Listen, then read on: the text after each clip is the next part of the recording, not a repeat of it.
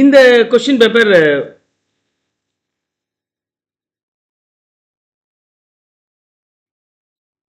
நம்ம என்ன எதிர்பார்த்தோமோ அதெல்லாம் இல்லை, கொஞ்சம் வித்தியாசமா இருக்கு. Let's C.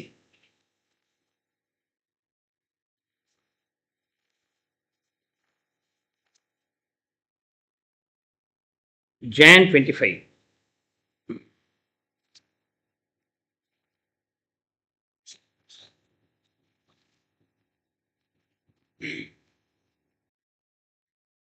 Test of impairment எதில் வருது? AS number 28. What will be the amount of profit loss on exchange? ஒரு அசெட்டை கொடுத்து இன்னொரு அசெட் வாங்குறாங்களே, எக்ஸ்சேஞ்ச். அப்போ AS number 10, property plant equipment. January 25 உடைய கொஷின்ஸை நம்ம பார்க்குறோம். அதில் case scenario 1 is all about property plant equipment and AS number 28, 10 and 28 இருந்து வந்த questions. Let's try to finish up this one now.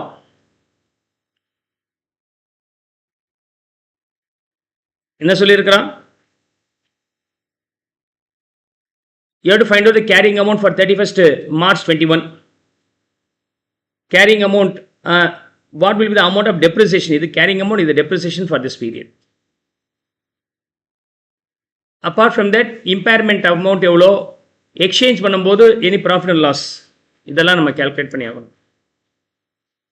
1st April 2019, Black Limited received a government grant for rupees 15 lakhs. Cost 15 lakhs for acquisition of machine costing 50 lakhs. Okay, machine உடைய cost வந்து 50 lakhs. Government grants எவ்வளோ வந்திருக்கு? 15 lakhs வந்திருக்கு. Government grants, if any, can be subtracted from there. இது one of the approaches. The grant was credited to the cost of the machine. நீங்கள் government கிராண்ட்டை ரெண்டு விதமாக போடலாம். ஒன்று டெஃபர்ட் கவர்மெண்ட் கிராண்ட்ஸ்னு தனியாக வச்சுக்கலாம், இல்லை அசெட்லேருந்து சப்ட்ராக்ட் பண்ணிக்கலாம். இது அசெட்லேருந்து சப்ட்ராக்ட் பண்ணுற மாடல். அப்போ அதோட நெட் வேல்யூ 35 lakhs இருக்கு. 35 lakhs. The life of the machine is expected to be 10 years and estimated residual value at the end of 10 years being 5 lakhs. The company charges depreciation on straight line method. அப்போ 1920 depreciation எவ்வளோ? 35 lakhs. Scrap value 5 lakhs divided by 10 years, 3 lakhs, 32 lakhs. இது 1420. நமக்கு என்ன வேணும்? 31st March 21 carrying amount வேணும். 31st March 22 உடைய depreciation வேணும். And impairment loss, if any, impairment loss, if any, profit and loss on exchange of the asset on 1st April 24. இந்த நாலு கொஸ்டினுக்கு ஆன்சர் கொடுக்கணும். 4 into 2 8 மார்க். இது ஒரு பெரிய காம்ப்ரிஹென்சிவ் சம்மர் தான். அப்போ 20 முடிஞ்சிருச்சு. 2021 again depreciation to be calculated. Right. Due to non-fulfillment of certain conditions, the company had to refund the entire grant on 1st April 21. 1st April 21 refund பண்ண வேண்டியதாக இருக்கு. ஓகே, ஸோ 2021 இப்போ எவ்வளோ வேல்யூ வருது? 3 lakhs subtract பண்ணிட்டீங்கன்னா 31st March 2021 அன்னைக்கு carrying amount 29 lakhs. எவ்வளோ? 29 lakhs. So இந்த கொஷனுக்கான answer 29 lakhs. Okay, requirement and answer clear. அதே டேட்டில் the company had to refund the entire grant. அன்னைக்கு வாங்கினதை ரீஃபண்ட் பண்ண வேண்டியதாக போயிடுச்சு. If you get the government grant, can be either treated as a deferred government grant or adjusted with the asset. Assetல adjust பண்ணியிருந்தால் refund பண்ணும்போது add பண்ணிடணும். Hereafter the value being 15 lakhs should be addable. So hereafter 44 lakhs will be the value. So 44 lakhs. And இது 31st March போகிறோம் 2023ல. அதுக்கு முன்னாடி இது முடிஞ்சிச்சு. டெப்ரிசியேஷன் ஃபார் திஸ் இயர் 21-22ல டெப்ரிசியேஷன் எவ்வளோ? ஸோ அப்போ 44 லேக்ஸை ரிவைஸ் பண்ணிட்டோம். இதோட scrap value 5 lakhs. 1 year 2 years இது வரைக்கும் நம்ம டெப்ரிஷியேட் பண்ணிட்டோம். Life of the asset 10 years, already 2 years over. அப்போ பேலன்ஸ் வந்து 8 இயர்ஸ் இருக்குது. So you have to depreciate for 8 years. Then what's the value you are getting? 4,87,500. Now 31st March 22 அன்னைக்கு carrying amount எவ்வளோ? 39,12,500. Right. On 31st March 23, Black Limited received certain indication of impairment. அப்போ அடுத்த வருஷத்தில் indication இருக்குது இம்பேர்மெண்ட்டுக்கு. அப்போ 22-23ல use பண்ணிட்டோம் ரெகுலராக. அதுக்கான டெப்ரிசியேஷன் எவ்வளோ? ஸ்ட்ரைட் லைன் மெத்தட்னா அதே தானே, 4,87,500. இதே தான். பட் டினாமினேட்டரில் 10 - 3க்கு பதில் 10 - 4னு போடுவீங்க. Then come on tell me, what about the carrying amount on 31st March 23? 34,25,000. Now the assets value being இங்கே 2, இங்கே வந்து 7 வருஷம் ஆயிடுச்சு, இன்னும் 7 வருஷம் இருக்கு. On this date, Black Limited received a certain indication of impairment of the machine and the recoverable amount was ascertained 28 lakhs. இன்னைக்கு இதோட recoverable amount 28 lakhs தான் அப்படின்ட்டாங்க. Recoverable amount. If the recoverable amount is lesser, then automatically the loss will be named as impairment loss.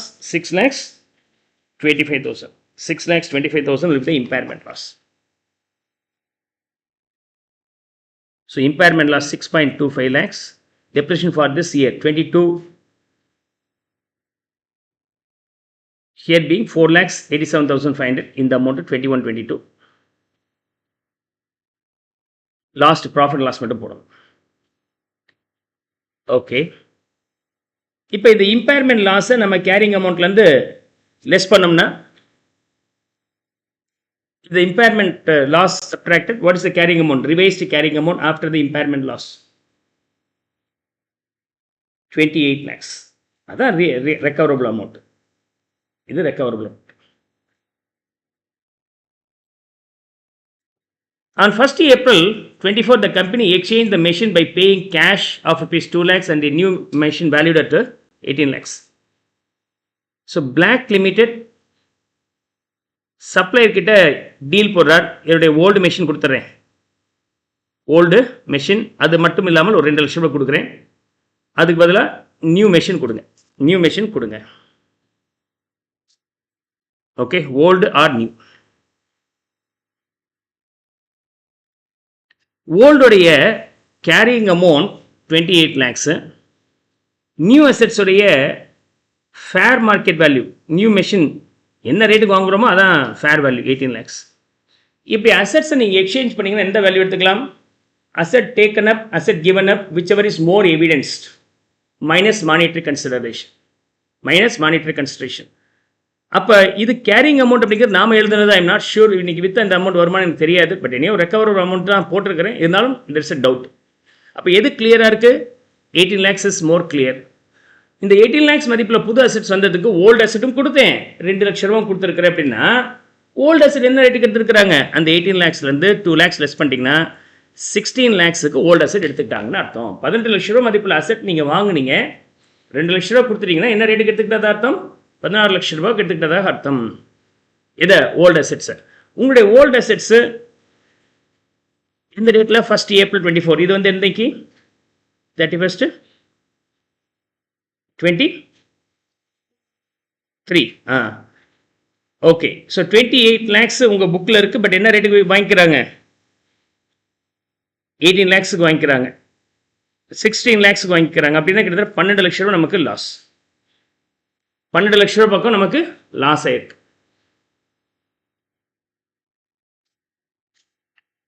So answer first வந்து என்ன வந்துச்சு? 29 lakhs. Second depreciation 4,87,500 B. third வரும்போது impairment எவ்வளோ பார்த்தோம் 6,25,000. what would be the amount of profit and loss கேட்டிருக்கிறாங்க.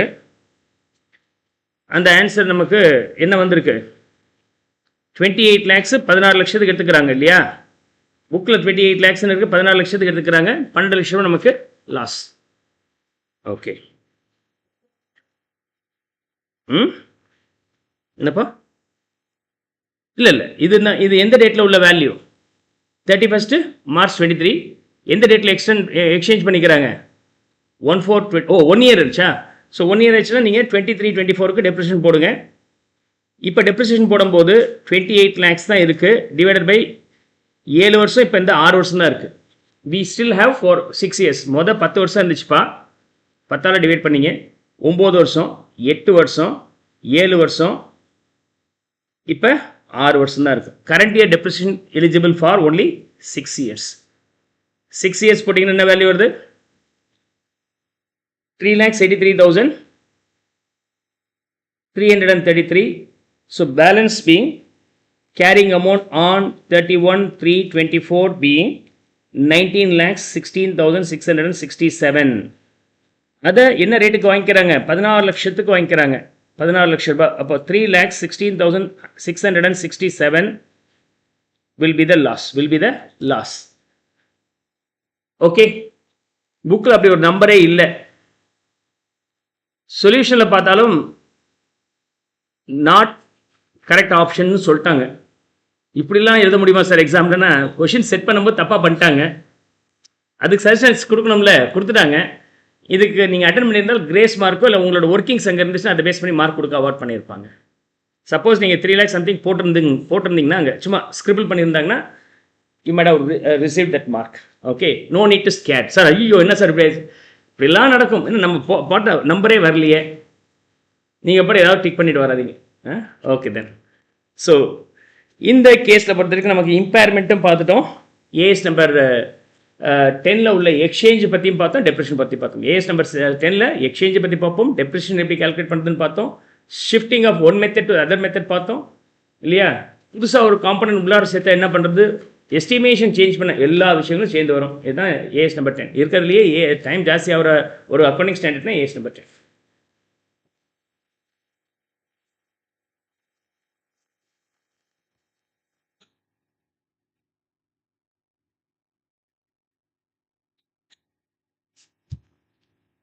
Case scenario 2.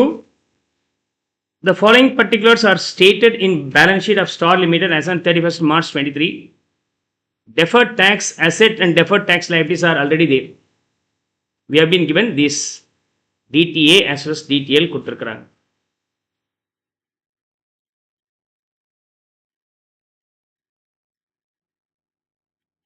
கொஸ்டின்ல என்ன கேட்கிறாங்க 5 to 8. What would be the value of DTA on this date? Year endல DTA எவ்வளோ இருக்கு, DTL எவ்வளோ இருக்கு, DTA ரிவர்சல் எவ்வளோ நடந்திருக்கு, and permanent difference if any. 4 question கேட்டிருக்கிறாங்க. என்னென்ன கேட்குறாங்க, இயர் எண்டில் DTA எவ்வளோ, DTL எவ்வளோ, DTA ரிவர்சல் ஹேப்பன்ஸ்னா அது எவ்வளோ, பர்மனன்ட் டிஃபரன்ஸ் எவ்வளோ. So we have been given the DTA 1,20,000 debit. Okay, DTL 2,10,000 எனக்கு ஆரம்பத்தில் இருக்கு கிரெடிட். இது கிரெடிட், இது debit. The following transactions were reported during the year 23-24. Depreciation as per the accounting records, income tax records. Depreciation. Income டேக்ஸில் நீங்கள் அதிகமாக depreciate பண்ணிக்கிறீங்க, financial அக்கௌண்ட்ஸில் கம்மியாக இருக்குது. அதிகமாக டெப்ரிஷியேட் பண்ணிங்கன்னா அதிகமாக நீங்கள் என்ன பண்ண போகிறீங்க, சார்ஜ் பண்ண போகிறீங்க. ப்ராஃபிட் கம்மியாக போகுது, கம்மியாக கட்ட போகிறீங்க. கம்மியாக கட்டினீங்கன்னா நாளைக்கு கொடுத்தாகணும்.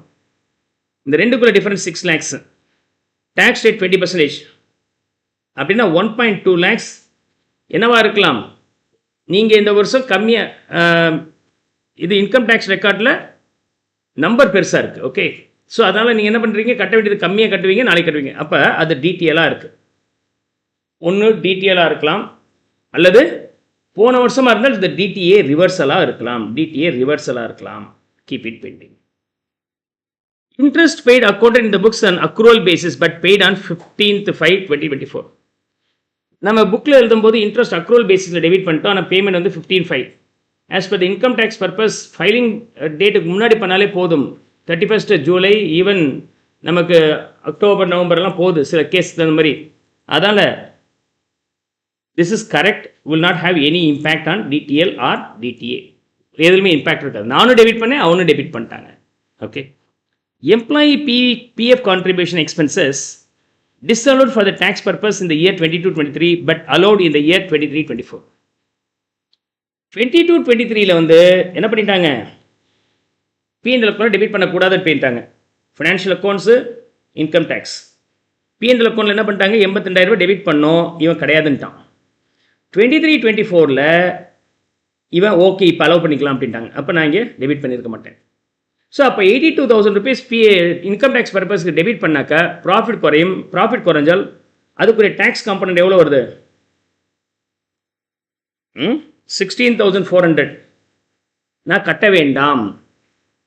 கட்ட வேண்டாம்னா நாளை கட்டணுமா, இல்லை அது போன வருஷம் இருந்திருக்கணும். ஓகே, ஸோ அப்போ வில் இட் பி டிடிஎலான கிளியராக சொல்லிட்டாங்க, இது போன வருஷத்துடையது. அப்போ போன வருஷம் நான் முன்னாடியே கட்டியிருப்பேன், இப்போ அட்ஜஸ்ட் பண்ணுறோம். அப்போ அது கட்டாயமாக வந்து என்னது, டிடிஏ ரிவர்சல். இது கட்டாயமாக DTA reversal. Hope you'll be no able to understand. இதில் கன்ஃபியூஷன்ஸ் இல்லை. போன கேஸ் வந்து டிடிஏ ரிவர்சலாகவும் இருக்கலாம், டிடிஎல் அரைஸாகவும் இருக்கலாம். I'm not sure. பட் இது வந்து கட்டாயமாக DTA reversal. 16,200 being reversal of DTA minus, அதாவது credit 400. Okay, 16,400 reversal. Unamortized preliminary expenses as per tax records 1 lakh. Tax recordல unamortized. அப்போ சப்போஸ் இன்கம் டேக்ஸ் ஃபினான்ஷியல் அக்கௌண்ட்டாக இருந்துச்சுன்னா நான் 1 லட்ச ரூபா டெபிட் பண்ணியிருப்பேன். இன்கம் டேக்ஸில் இப்போ டெபிட் பண்ணாதீங்க, அப்புறமேட்டு பண்ணுங்க அப்படின்ட்டாங்க. Unamortized preliminary expenses as per tax records. Okay, now P&L அக்கௌண்ட்டில் டெபிட் பண்ணல, பட் நீங்கள் P&L டேக்ஸுக்கு டெபிட் பண்ணல, நான் டெபிட் பண்ணியிருக்கிறேன்னு சொன்னால் என்னுடைய ப்ராஃபிட் கம்மியாக இருக்கும். பட் டாக்ஸேஷனுக்கு நான் ஜாஸ்தி கட்டணும். எவ்வளோ, 20%, 20,000 rupees. அப்போ இவங்க என்ன செய்கிறாங்க, 2 லட்ச ரூபான்னு வச்சுக்கேன் ப்ரிலிமினரி எக்ஸ்பென்சஸ். P&L அக்கௌண்ட்டில் 2 லட்சமாக டெபிட் பண்ணிட்டாங்க. இன்கம் டேக்ஸ் 1 லட்ச ரூபாய் டெபிட் பண்ணிட்டான். அடுத்த வருஷம் P&L அக்கௌண்ட் டெபிட் பண்ண முடியாது. அடுத்த வருஷம் அவன் டெபிட் பண்ண அலோவ் பண்ணுவாங்க. இன்ஸ்டால்மெண்ட்டை டெபிட் பண்ணுன்ற நம்ம பார்த்தோமா இல்லையா, section 35ல் preliminary expenses 35D. Any preliminary expenses amortized over 5 years period. அதனால் மொத்தமும் நான் டெபிட் பண்ணுற ஃபினான்ஷியல் அக்கௌண்ட்ஸில் டேக்ஸ் பர்பஸுக்கு 1/5 டெபிட் பண்ணியிருப்பேன். அப்படின்னா கம்மியாக டெபிட் பண்ணியிருக்கிறேன். கம்மியாக டெபிட் பண்ணிவிட்டு அடுத்த வருஷம் டெபிட் பண்ணுவேன். இப்போ கம்மியாக டெபிட் பண்ணியிருக்கிறேன். கம்மியாக டெபிட் பண்ணது அடுத்த வருஷம் நான் டெபிட் பண்ணிக்கலாம். ஸோ அப்போ கம்மியாக டெபிட் பண்ணதுனால இன்கம் டேக்ஸ் ப்ராஃபிட் ஜாஸ்தி ஆயிடுச்சு. இன்கம் டேக்ஸ் ப்ராஃபிட் ஜாஸ்தி ஆனதுனால ஜாஸ்தி கட்ட வேண்டியது ஜாஸ்தி கட்ட வேண்டியது இருக்குன்னா DTA arising. This is nothing but DTA arising. 20,000 rupees. New DTA comes. Donation வந்து பர்மனன்ட் டிஃபரன்ஸுங்க. செக்ஷன் 80Gல ஸ்பெசிஃபிக் டொனேஷன் மட்டும்தான் டிடெக்ட் பண்ண முடியும், எல்லாமே டிடெக்ட் பண்ண முடியாது. அதனால் இதை பற்றி நீங்கள் கவலைப்பட வேண்டாம். ரைட், சப்போஸ் ஓகே இது நியூ அசெட் இன்ஸ்டால் இந்த கரண்ட் இயராக இருந்தால் அப்போ அது என்னவா இருக்கலாம், டிடிஎலாக தான் இருக்க முடியும். அந்த இடத்துல கன்ஃபியூஷன்ஸ் வருது, இதுவா அதுவான்னு தெரியல. ஸோ அப்போ நீங்கள் இப்படி போட்டாலும் சரி அப்படி போட்டாலும் சரி உங்களோட அசம்ஷனுக்கு நோட் கொடுங்க. ஏன்னா இந்த டிடிஎல் அரைசிங்கும் இருக்கலாம், ஏற்கனவே இருக்க டிடிஏ ரிவர்சலும் இருக்கலாம். ஸோ நான் என்ன பண்ணுறேன், டிடிஎல் அரைசிங்கில் போட்டுக்கிறேன். எவ்வளோ, 1,20,000 rupees. So now what about the balance of DTA by the end of the year? 1,23,600.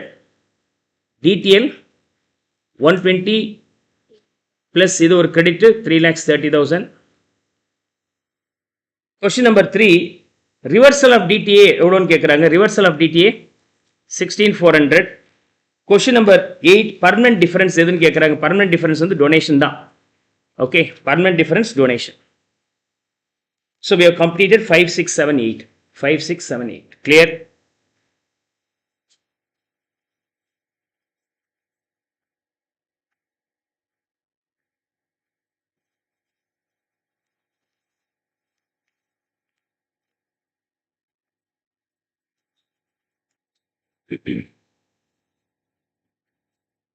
Question number 9. Question number 9. AB contractors. Contractor சொன்னாலே எதுல வரப்போகுது? A is number 7. Undertakes a fixed price contract 350 lakhs. The information related to the contract is as under: material purchased, labor charges, unused material. அப்படின்னா இப்போ material யூஸ்டில் இந்த அமௌண்ட்டை நம்ம subtract பண்ணிக்கணும். அப்போ இன்னைக்கு மெட்டீரியலுக்கு எவ்வளோ செலவு பண்ணியிருக்கிறோம்? 103 lakhs. Estimated future cost to 115. Payment received as a part of the payment of contract. Machinery used for 4 years for the contract. Original cost of the machine is 210 lakhs. Expected life of the machine is 20 years. What will the profit and loss னு கேட்குறாங்க. Contract price, okay, cost to date, estimated further cost, total cost. அந்த format ஞாபகம் வச்சிருக்கீங்களா? அப்போ as number 7 இருந்துச்சுன்னா இதான் format. Profit or loss is nothing but the difference between contract price and total cost. Percentage of completion வரும்போது proportionate of completion, cost to date divided by total cost. இப்போ profit எப்படி recognise பண்ணுவீங்க? Okay, you have to multiply these two. Okay, if you multiply these two, that will be the profit to be recognized if it is being profit. In case of loss, full value should be recognized. அப்போ contract price 350, cost date வந்து 103 for material and labor charges 95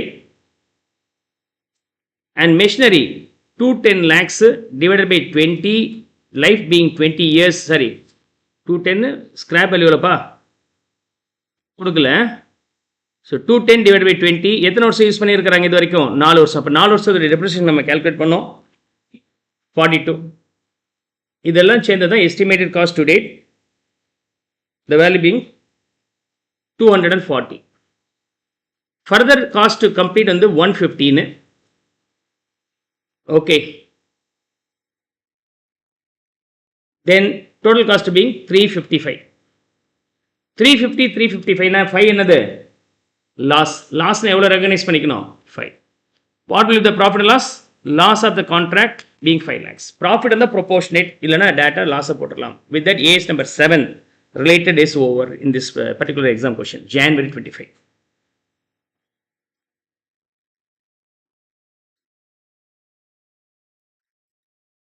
Tenth question.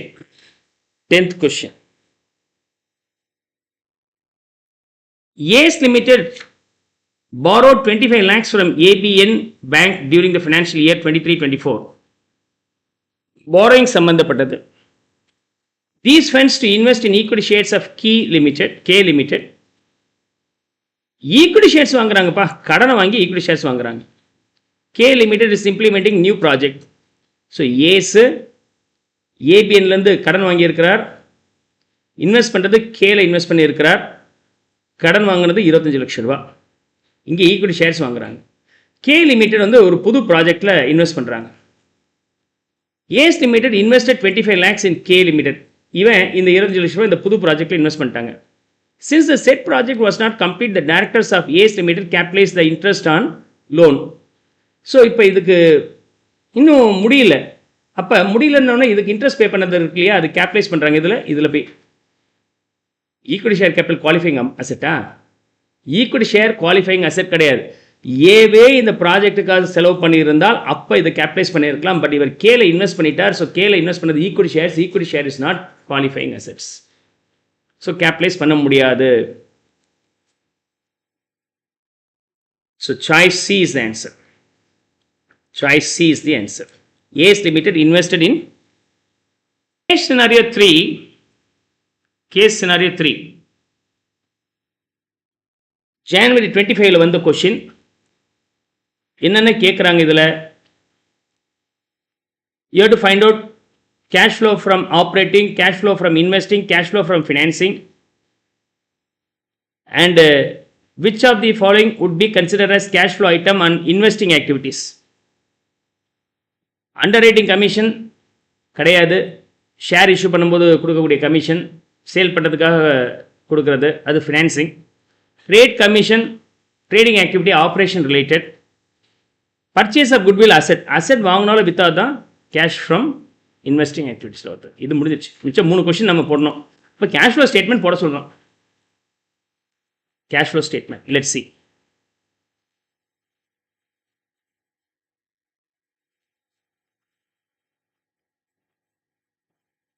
Hope it is now readable. Come on, சொல்லுங்க. Cash sales operating, trade receivables operating, அதாவது cash balances. அதுக்கப்புறம் cash sales, trade receivables கொடுத்துருக்காங்க. இது operating பதிலாக current assets அல்லது collection from டெட்டாஸாக கூட இருக்கலாம். Rent from property held as investment, income tax refund operating, bank loan financing, issue of shares financing, sale of investing, trade payables இதெல்லாம் outflow, இதெல்லாம் இன்ஃப்ளோப்பா, இதெல்லாம் இன்ஃப்ளோ, இதெல்லாம் outflow. Trade payables operations, office and selling operation, trade commission operation, under commission, underwriting எதுக்காக? Share issue பண்ணுறதுக்காக, அப்போ அது financing.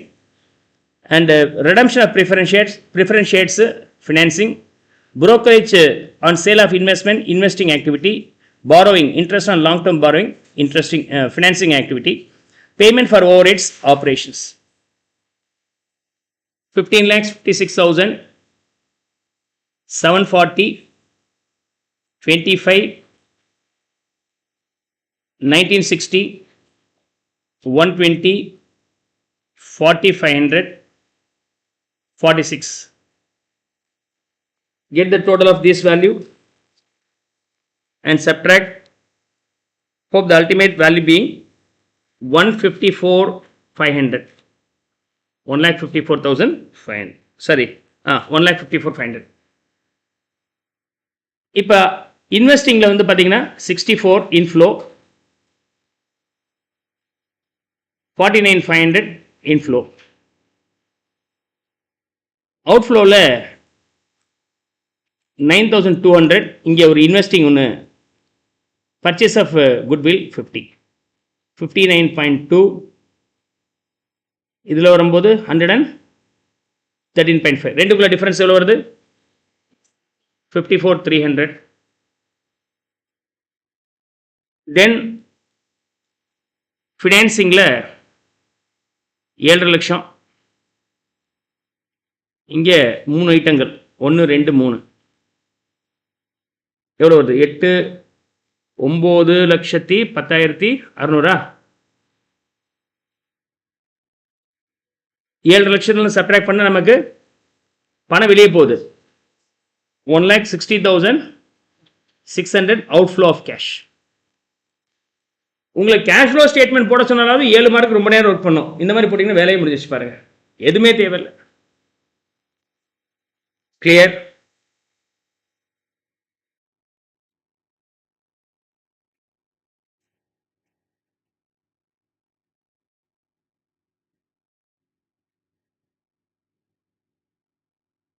Glow Limited had taken a loan of 5 lakhs in June 2023. The loan is to be repaid in 10 half-yearly equal installments. அப்படின்னா 50,000 ரூபாய் ஒவ்வொரு முறையும் கொடுக்குறாங்க, ஒவ்வொரு அரையாண்டுக்கும் 10 half years. Okay, starting from December 23. First instalment எப்போ கொடுக்குறாங்க? 2023 அன்னைக்கு கொடுக்குறாங்க. Determine how the remaining loan will be classified in the balance sheet on 31st March 24 as per the schedule 3. அப்போ நம்ம 31st March 24 அன்னைக்கு போட போகிறோம். 5 லட்ச ரூபாய் எனக்கு லோன் இருக்குது. வாங்கினது என்னைக்கு? June 23 அன்னைக்கு. ஃபர்ஸ்ட் இன்ஸ்டால்மெண்ட் எப்போ கொடுத்துருக்குறாங்க? டிசம்பர் 23 அன்னைக்கு ஃபர்ஸ்ட் இன்ஸ்டால்மெண்ட் கொடுத்துருப்பாங்க. அடுத்த இன்ஸ்டால்மெண்ட் 1 ஜூலை 24, 1 ஜூலை 24, 31 டிசம்பர் 24, இப்படி தானே கொடுத்துருப்பாங்க. 31 மார்ச் 25 இது immediate next year. அதுக்கப்புறம் திரும்ப 17/25, 31/12/25 இப்படி போயிட்டே இருக்கும். இந்த 5 லட்சத்தில் இங்கே ஒரு 50,000 ரூபாய் கொடுத்துருப்பாங்க. இப்போ எவ்வளோ இருக்கும்? 4 லட்சம் இருக்கும். as on 31st மார்ச் அன்னைக்கு இங்கே ஒரு 50, இங்கே ஒரு 50, 1 லட்சம் ரூபாய் 31st மார்ச்குள்ளார கொடுக்க வேண்டியது இருக்கும். பேலன்ஸ் அமௌண்ட் 3 லட்சம் ரூபாய் இந்த வருஷத்துக்கு பிறகு கொடுக்க வேண்டியதாக இருக்குது. ஓகே, அப்போ 5 லட்சம் ரூபாய் வாங்கின கடனில் 50,000 ரூபாய் அடைச்சாச்சுன்னா 4 லட்சம் ரூபாய் நமக்கு பேலன்ஸ் இருக்குது.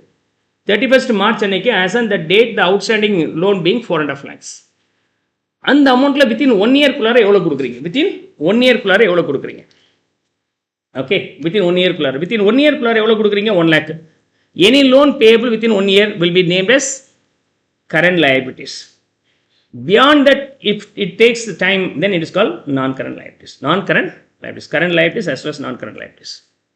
Solution: 3.5 lakhs is shown under the head long-term borrowings and 1 lakh is to be shown under the head short-term borrowings. A is correct. Is that clear?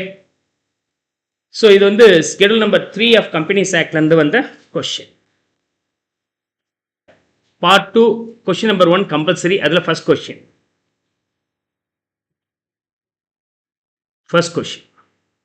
Carrying 5 marks.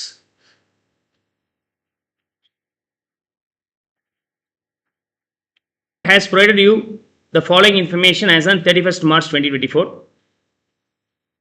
Net profit after tax, number of shares outstanding, average fair value of one equity share during the year. So இப்போதைக்கு 8 லட்சம் share இருக்குது.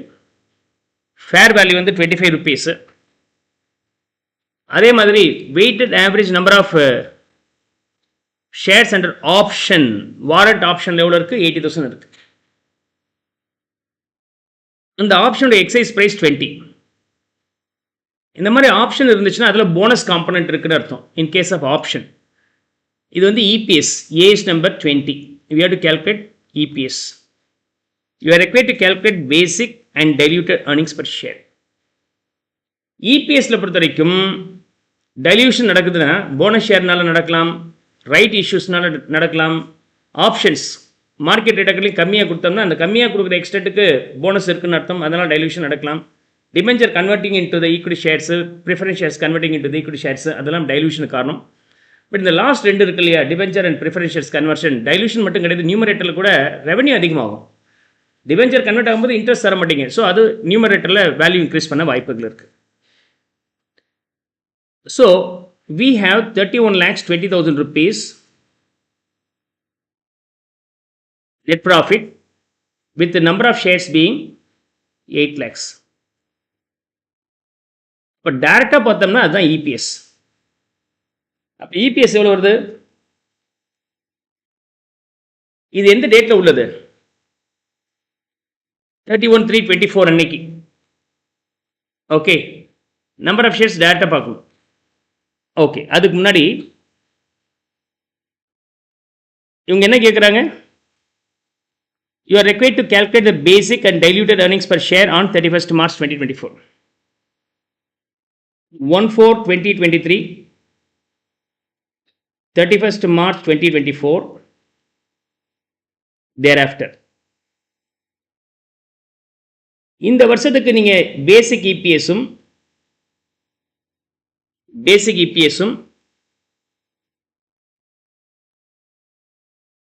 And diluted இபிஎஸும் கண்டுபிடிக்கணும். நம்ம கண்டுபிடிக்கணும். Diluted இபிஎஸ்னா எதிர்காலத்தில் டைல்யூஷன்ஸ் இருந்தால் அதை நம்ம இன்கார்பரேட் பண்ண தெரியணும். இதில் நீங்கள் எந்த நம்பர் ஆஃப் ஷேர்ஸ் எடுத்துக்கணும்? Not given number of equity shares, you have to take the weighted average number of equity shares. weighted average number of shares will be taken. So இதில் ஆப்ஷன்ஸ் 80,000 கொடுத்துருக்குறாங்க இல்லையா, exercise price வந்து 20, debentures இருக்கு 30 lakhs, 100 rupees each, 30,000. Each debenture is convertible into 4 equity shares. 1,20,000 மாறிட போகுது. இது exercise price இதெல்லாம் okay. இந்த ஆப்ஷன் இன்னும் பெண்டிங்ல இருக்கு, ஸ்டில் பெண்டிங். அடுத்த வருஷம் எக்ஸைஸ் பண்ணுவோம் போல இருக்கு. இது maybe convertible in the next period, pending. The company issued 1 equity share as bonus share for every 5 shares outstanding on 1st October 2023. 1st October 23 அன்னைக்கு 5 ஷேர் வச்சிருந்தால், ஷேர்ஸ் ஹெல்டு 5 ஷேர் வச்சிருந்தால் bonus shares எவ்வளோ தராங்க,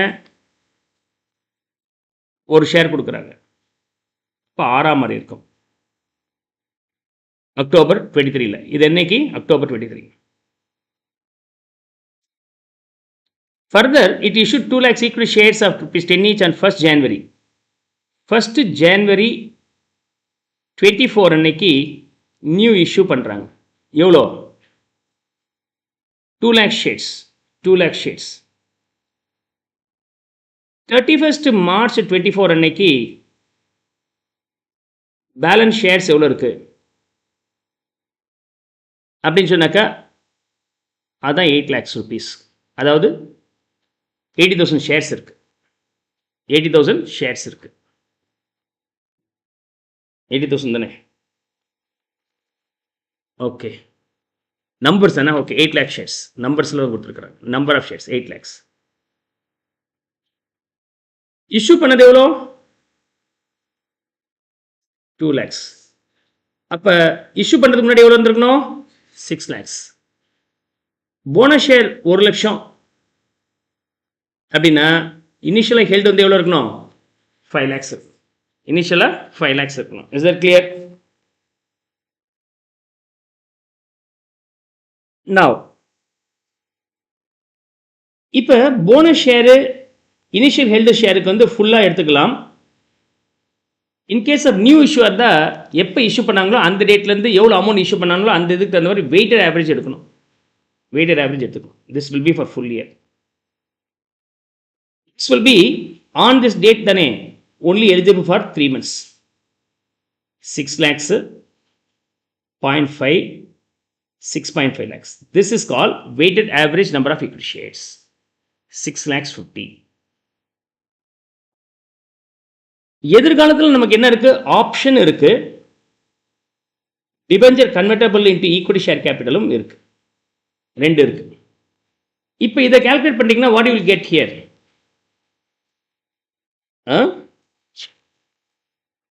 4.8. That 4.8 is the basic EPS. Basic EPS. Clear? How can you calculate the diluted EPS? In case of diluted EPS, we start with the 650 as it is. We expect the same 31,20,000 rupees in the next year also. This is basic EPS. This one is basic. Basic na இன்னைக்கு இருக்கிற information. டைல்யூட்டட்னா profit அப்படியே தான் இருக்கும், ஆனால் எதிர்காலத்தில் shares அதிகமாகச்சு அப்படின்னு சொன்னாக்க அது குறையும் இல்லையா, அதுதான் டைல்யூஷன். டைல்யூஷன் எதனால் நடக்குது, ஆப்ஷன்ஸ்னால நடக்குது. ஆப்ஷன்ஸ்னால நடக்குதுன்னா ஆப்ஷனை ஃபஸ்ட்டு யூஸ் பண்ணாமல் டிபெஞ்சர் ஃபஸ்ட்டு யூஸ் பண்ணலான்னா ஃபஸ்ட்டு ஆப்ஷன் யூஸ் பண்ணுங்கள். ஏன்னா ஆப்ஷன் வந்து ஷேர்ஸ் அதிகப்படுத்தும், 1 பைசா கூட வராது. டிபெஞ்சர் ஈக்விட்டி ஷேர்ஸாக கன்வெர்ட் ஆச்சுன்னா நமக்கு என்ன வருது, ஈக்விட்டி ஷேர்ஸ் அதிகமாகுது டினாமினேட்டரில், ஆனால் இன்ட்ரெஸ்ட் தர மாட்டோம், அது நியூமரேட்டரில் இன்கமையும் அதிகப்படுத்தும். தனித்தனியாக கண்டுபிடிங்க. அதான் ஆர்டர். எதுக்கு டைல்யூஷன் ஜாஸ்தி எஃபெக்ட் இருக்கோ அது ஃபஸ்ட்டு, டைல்யூஷன் எஃபெக்ட் ரெண்டாவதாக இருக்கிறது ரெண்டாவது. ஸோ ஃபஸ்ட்டு நான் ஆப்ஷன் எடுத்துக்கிறேன். ஆப்ஷனுடைய வேல்யூ எப்படி கண்டுபிடிப்பீங்க, 80,000 rupees, 25 ரூபாய் மதிப்புள்ள ஷேருக்கு 20 ரூபாய் கலெக்ட் பண்ணியிருப்பீங்க. அப்போ 5 rupees மட்டும்தான் கலெக்ட் ஆகலை. அப்போ இந்த 5 rupees எக்ஸ்டெண்டுக்கு வந்து நமக்கு என்ன இருக்குன்னு அர்த்தம், போனஸ் காம்பனன்ட் இருக்குன்னு அர்த்தம். For every 25 rupees, 5 rupees is a free. அப்போ 80,000 ஷேருக்கு 5/25 போட்டிங்கன்னா எவ்வளோ ஃப்ரீ வருது? 16,000 will be the free. Because of that, if there is any change in revenue, no, there is no change in revenue. So இப்போ என்னாச்சு? 31,20,000 அப்படியே இருக்கும். 6,66,000 ஷேராக மாறிடுது. What is EPS? As on this, the EPS being 4.68. 4.68. இப்போ நமக்கு என்ன வருது? Debenture conversion நடக்குது. Debenture to equity share capital. எத்தனை டிபெஞ்சர்ஸ் அதிகமாக போகுது? 1,20,000 டிபெஞ்சர்ஸ் வந்து வரப்போகிற ஆண்டுகளில் இன்க்ரீஸ் ஆக போகுது. டிபெஞ்சர் இன்க்ரீஸ் ஆச்சுன்னா நம்ம இன்ட்ரெஸ்ட் தர மாட்டோம். அந்த இன்ட்ரெஸ்ட் தரலன்னா நமக்கு சேவிங்ஸ் ஆச்சுன்னா ஏர்னிங்ஸ் அதிகமாகிடும். ஓகே, இப்போ 30 lakhsக்கு 12%. அதில் டேக்ஸ் ரேட் வரைக்கும் நமக்கு போயிடும். அப்போ 70% இன்ட்ரெஸ்ட்டு நமக்கு அதிகமாகிடும், இன்கம் அதிகமாகிடும். 30 லட்சத்துக்கு 12%, 3,60,000 ஆனால் அது ஈக்விட்டி ஷேர் ஹோல்டர்ஸ் போனோம்னா டேக்ஸ் சப்ட்ராக்ட் பண்ணியிருக்கணும். டேக்ஸ் 30% சப்ட்ராக்ட் பண்ணிங்கன்னா பேலன்ஸ் எவ்வளோ வருது? 2,52,000. Now after this, your income being 33,72,000 and your weighted average equity shares being 7,86,000. If you divide this by this, here being 4.29. 4.29. Clear?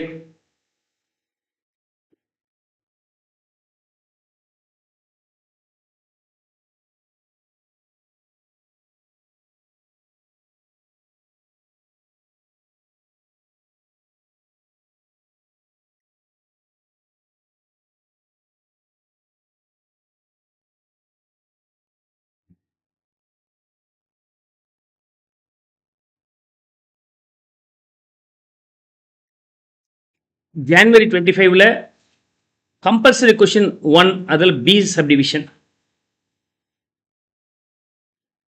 State whether this lease is operating lease or finance lease. இது operating லீஸா finance லீஸான்னு கேட்குறாங்க. By applying 2 deterministic parameters also calculate unearned finance income. Unearned finance income லெஸ்ஸாக இருக்குது தான் income இல்லையா? அப்போ unearned finance இன்கம்னா கிராஸ் அமௌண்ட் எவ்வளோ வரும்? ஓகே, மைனஸ் அதோடைய ஃபேர் வேல்யூ என்ன? அது இன்ட்ரெஸ்ட் தான், இன்ட்ரெஸ்ட் காம்பனன்ட் தான் இது. கிளியர்? நவ் அதோடைய ஃபேர் வேல்யூ அப்படிங்கிறது என்னன்னா, என்ன இஎம்ஐ வருது ஆர் லீஸ் ரெண்ட் என்ன வருது வருஷம் வருஷம் இன்ட்டு ஆன்டி ஃபேக்டர் ப்ளஸ் எந்த பீரியடில் கேரண்டீடு அண்ட் அன்கேரண்டீடு ரெசிடுவல் வேல்யூ ஏதாவது வருதா, அதோடைய பி ஃபேக்டர். அவ்வளோதான். இன்னைக்கு 100 ரூபாப்பா, ஒரு வருஷத்துக்கு அப்புறம் எனக்கு வேணும், நான் வந்து 10% லாபம் எதிர்பார்க்குறேன். அப்போ எவ்வளோ வந்தாகணும்? 110 ரூபா. நாளைக்கு 110 ரூபா வரும்னா இன்னைக்கு அதோடைய மதிப்பு என்ன? 100 ரூபா. எனக்கு எவ்வளோ வரும்? 110 ரூபா வரும். அதோடைய மதிப்பு 100 ரூபானா சம்பாதிக்காத அந்த இன்ட்ரெஸ்ட் டே ஒன்ல எவ்வளோ? 10 ரூபா. ஒரு வருஷம் இருந்தால் தானே இப்போ அந்த 10 ரூபா கிடைக்கும். ஸோ பிரின்சிபல் அமௌண்ட் வந்து 100 ரூபா அண்ட் மெச்சூரிட்டி வேல்யூ 110 ரூபா. அப்போ 10 ரூபா வந்து என்னது? இன்ட்ரெஸ்ட். 1 இயர் எண்டில் அந்த 10 rupees என்னன்னு சொல்லுவீங்க? இன்கம் சொல்லுவீங்க. இன்வெஸ்ட் பண்ணும்போது அதை வந்து என்னன்னு சொல்லுவீங்க? Income receivable. இனிமேல் வரப்போகுது. அந்த வரப்போகிற இன்கம் தான் என்னது? Unearned finance income. ஃபினான்ஸ் இன்கம்ங்கிறது இன்ட்ரெஸ்ட். இன்னும் சம்பாதிக்கல. எப்போ சம்பாதிப்பீங்க? ஒரு வருஷம் வச்சுருந்து சம்பாதிப்பீங்க. அவ்வளோதான் logic. Lease starts from 1st April for a period of 4 years and the useful life of the equipment 6 years. Both the cost and fair value. Life வந்து 6 years. லீஸ் பீரியட் வந்து 4 years. 6ல் 4 வருஷம், அதாவது 67% வரைக்கும் ஒரிஜினல் லைஃப்பில் lease பீரியடே இருக்குது. அப்போ இது finance லீஸா ஆப்ரேட்டிங் லீஸா? மெஜாரிட்டி லைஃப் வந்து லீஸ் பீரியடாக இருந்துச்சுன்னா அது ஃபினான்ஸ் லீஸ் தான். State whether this lease is operating or finance lease. அதில் நம்பர் 1 லீஸ் டென்யூர் 67%. அதனால் இது என்னது? ஃபினான்ஸ் லீஸ்ன்னு சொல்லலாம். 2 பேராமீட்டர்ஸ் கேட்குறாங்க. ஒன்று இது லீஸ் டென்யூர் ஜாஸ்தி தான். The equipment reverts back to the lessor on termination of the lease ஆக்சுவலாக ஃபினான்ஸ் லிஸ்ட்டில் ரிவர்ட் ஆகாது, ஆப்ஷன் இருக்கும். இதை வச்சு முடிவு எடுக்க முடியாது. அன்கேரண்டிட் ரெசிடுவல் வேல்யூ பீங் 1,20,000. இதோட ஃபேர் வேல்யூ 12,50,000. மெச்சூரிட்டி எப்போ எனக்கு 1,20,000 எனக்கு கிடைக்கும் அப்படின்ட்டாங்க மெச்சூரிட்டி எப்போ.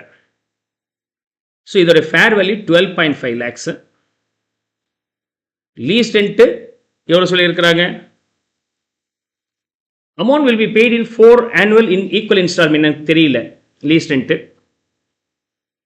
into anti factor where the IRR being 8%.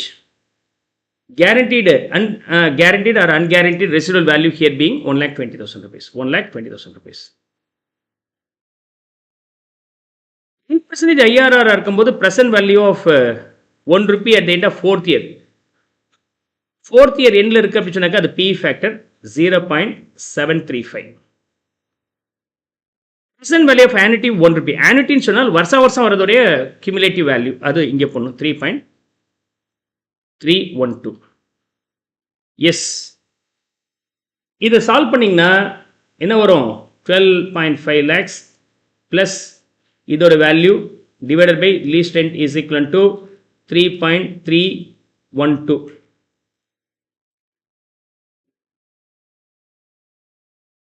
எவ்வளோ வருது? 3,50,700 sorry 785. Are you getting this? Clear? கால்குலேட்டரில் முதல் இதை கால்குலேட் பண்ணிக்கணும், அதுக்கப்புறம் இதை ப்ளஸ் பண்ணணும், அதுக்கப்புறம் இதை டிவைட் பண்ணணும். மாற்றி பண்ணிடாதீங்க. ஓகே, போர்ட் மாஸ் ரூல் 3,50,785. அப்போ உங்களுக்கு கிராஸ் வேல்யூ எவ்வளோ? 3,50,785 உங்களுக்கு வருது for 4 years. Okay, lease rent receive over 4 years. Unguaranteed residual value you receive being 1,20,000. இது எவ்வளோ சொல்லுங்க. இதோட வேல்யூ எவ்வளோ இருக்கு?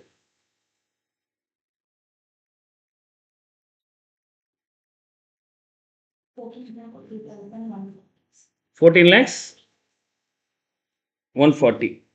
ஆட் பண்ணால் உங்களுக்கு மொத்தம் எவ்வளோ கிடைக்குது? 15,23,140 will be getting.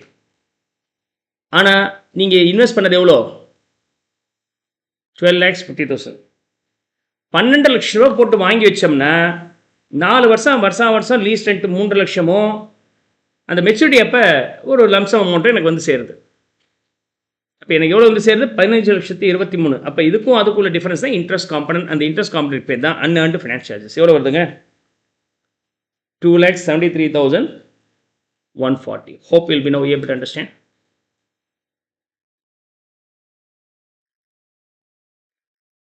ரெண்டாவது பேராமீட்டர் வந்து என்னென்னா, பேராமீட்டர் 1 போட்டோம். ரெண்டாவது பேராமீட்டர் என்னென்னா, இந்த லீஸ் ரெண்ட் உங்களுக்கு வருது இல்லையா, அந்த வரக்கூடிய லீஸ் ரெண்ட்டுடைய இன்றைய மதிப்பு present value of the lease rent fair வேல்யூவோட கம்பேர் பண்ணுங்க.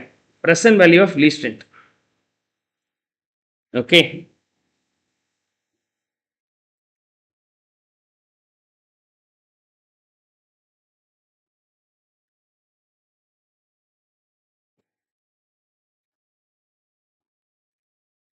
present value of lease rent divided by fair value. அப்போ லீஸ் ரெண்ட்டுடைய present value எவ்வளோ இருக்கு? இன்ட்ரெஸ்ட் இல்லாமல்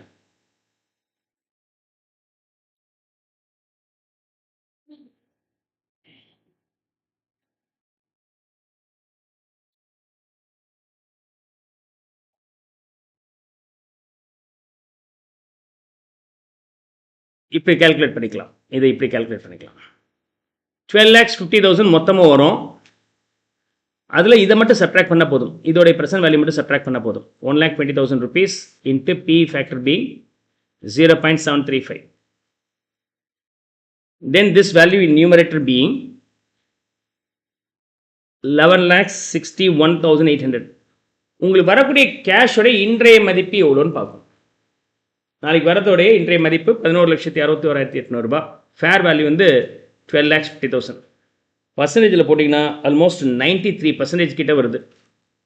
so the initial value covers more then ஒரு 70 ஆர் 90 அப்படி சொன்னால் 80% of the fair value cover ஆகுதுன்னா அது வந்து ஃபினான்ஸ் லீஸாக தான் இருக்க முடியும். ரெண்டு பேராமீட்டர்.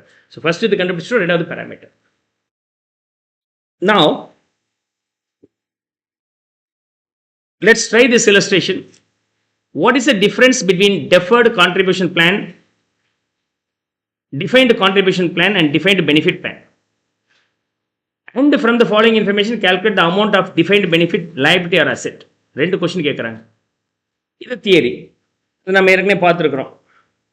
எம்ப்ளாயர் கான்ட்ரிபியூட் பண்ணுவார் எவ்வளோ அப்படின்ட்டு கிளியராக தெரியும். அந்த கான்ட்ரிபியூஷன் எம்ப்ளாயிக்கு இது தரேன்னு ஒத்துக்கிட்டேன், அதோட வேலை என்ன இருக்குன்னு தெரியாது, அதனால் என்னால் எஸ்டிமேட் பண்ண முடியாது. ஆனால் அவனுக்கு தரேன்னு சொன்னது டிஃபைன் பண்ணியிருக்கிறேன், அது டிஃபைன்டு பெனிஃபிட் பிளான். இந்த டிஃபைன்டு பெனிஃபிட் பிளானுடைய அசெட்ஸ் என்ன, மீன்ஸ் லைபிலிட்டிஸ் என்ன, அசெட்ஸ் என்ன, திடீர்னு தரணும் இல்லை அவனுக்கு, அதுக்காக நான் பணத்தை ஒதுக்கி வச்சுட்டே வரேன். ஏதாவது ஆகும்போது அதுலேருந்து நான் எடுத்து தர போகிறேன். உங்களுக்கு நான் மெடிக்கல் ஃபெசிலிட்டிஸ் ரிட்டையர்மெண்ட்டுக்கு பிறகு மெடிக்கல் ஃபெசிலிட்டி தரேன்னு சொல்லியிருக்கிறேன். 4 years ஒன்ஸ் நான் ஃபேமிலி டூர் பேக்கேஜ் ஃபெசிலிட்டிஸ் கொடுக்குறேன்னு சொல்லி கமிட் பண்ணியிருக்கிறேன். Defined benefit plan. அதுக்காக நான் பணத்தை ஒதுக்கி வச்சிருக்கிறேன், இன்வெஸ்ட் பண்ணி வச்சிருக்கிறேன். இப்போ நீங்கள் கிளைம் பண்ணால் கொடுக்க வேண்டியது இருக்கும். நான் ஒதுக்கி வச்சது 10 லட்ச ரூபா, கிளைம் பண்ணது 12 லட்சமாக மாறி போச்சு. இப்போ I am liable to pay 2 lakhs additional liability. 8 லட்ச ரூபாய் தான் டிமாண்ட் பண்ணுவான்னு நினைக்கிறேன். ஆனால் 10 லட்ச ரூபாய் இருக்குது. அப்போ அந்த 2 லட்ச ரூபாய் வந்து என்னது, டிஃபைன்டு பெனிஃபிட் பிளானில் அசெட்டாக இருக்குன்னு அர்த்தம். Present value of defined benefit application. Currently எவ்வளோ ஆப்ளிகேஷன்ஸ் இருக்குது, 36 லட்சம் தரணும்னு சொல்லி கேட்டிருக்கிறாங்க கம்பெனி. கம்பெனி என்ன பண்ணியிருக்கிறாரு, இன்வெஸ்ட் பண்ணி வச்சிருக்கிறார். டிஃபைன்டு பெனிஃபிட் பிளானில் இன்வெஸ்ட் பண்ணியிருக்கிறார். இவங்கள்ருந்து கேட்குறது எவ்வளோ கேட்குறாங்கன்னா, 36 லட்ச ரூபா கொடுங்க சார்னு கேட்குறாங்க. நீங்கள் சொன்னீங்களே கொடுங்க அப்படின்ட்டு. இந்த பிளான் அசெட் இவங்களுக்கு கொடுக்கறதுக்காக நான் வச்சுருக்கிறேன்ல, அசெட் பிளான்டு 38.5 lakhs இருக்குது. 38.5 lakhs. Past service cost not yet recognized. இந்த 36ல் 7.5 நான் ரெகக்னைஸ் பண்ணல, தரேன்னு சொன்னேன், ஆனால் கண்டிஷன் மீட் ஆகலையே. அப்போ நான் கட்டாயம் எவ்வளோ தர வேண்டியது இருக்கும், 28.5 lakhs கொடுக்க வேண்டியது இருக்குது. இது கொடுக்குறதுக்கு நான் எவ்வளோ பணத்தை ஒதுக்கி வச்சுருக்கிறேன், 38.5 ஒதுக்கி வச்சுருக்கிறேன். Present value of available future refund from plan. அது தவிர இதுலேருந்து எனக்கு ரீஃபண்ட் அமௌண்ட் எவ்வளோ வரும்னு நினைக்கிறேன், ஒரு 6 லட்ச ரூபா வரும்னு நினைக்கிறேன். கரண்ட்லி இது எவ்வளோ இருக்குது, இந்த ரெண்டுக்குள்ள difference, that is called defined benefit asset. You have more, அதிகமாக இருந்த அசெட்டு கம்மியாக இருந்த லைபிலிட்டிஸ். எவ்வளோ இருக்குது, 10 lakhs. ஆனால் எவ்வளோ ரெகக்னைஸ் பண்ணணும் அப்படின்னு சொன்னாக்கா, டிஃபைன்டு பெனிஃபிட் அசெட்ஸ் எவ்வளோ இருக்குது, ரீஃபண்டபிள் அமௌண்ட் எவ்வளோ இருக்குன்னு பாருங்கள். இந்த ரெண்டில் விச் எவர் இஸ் லோவர் தான் நீங்கள் ரெகக்னைஸ் பண்ண முடியும். You can recognize only 6 lakhs. Clear?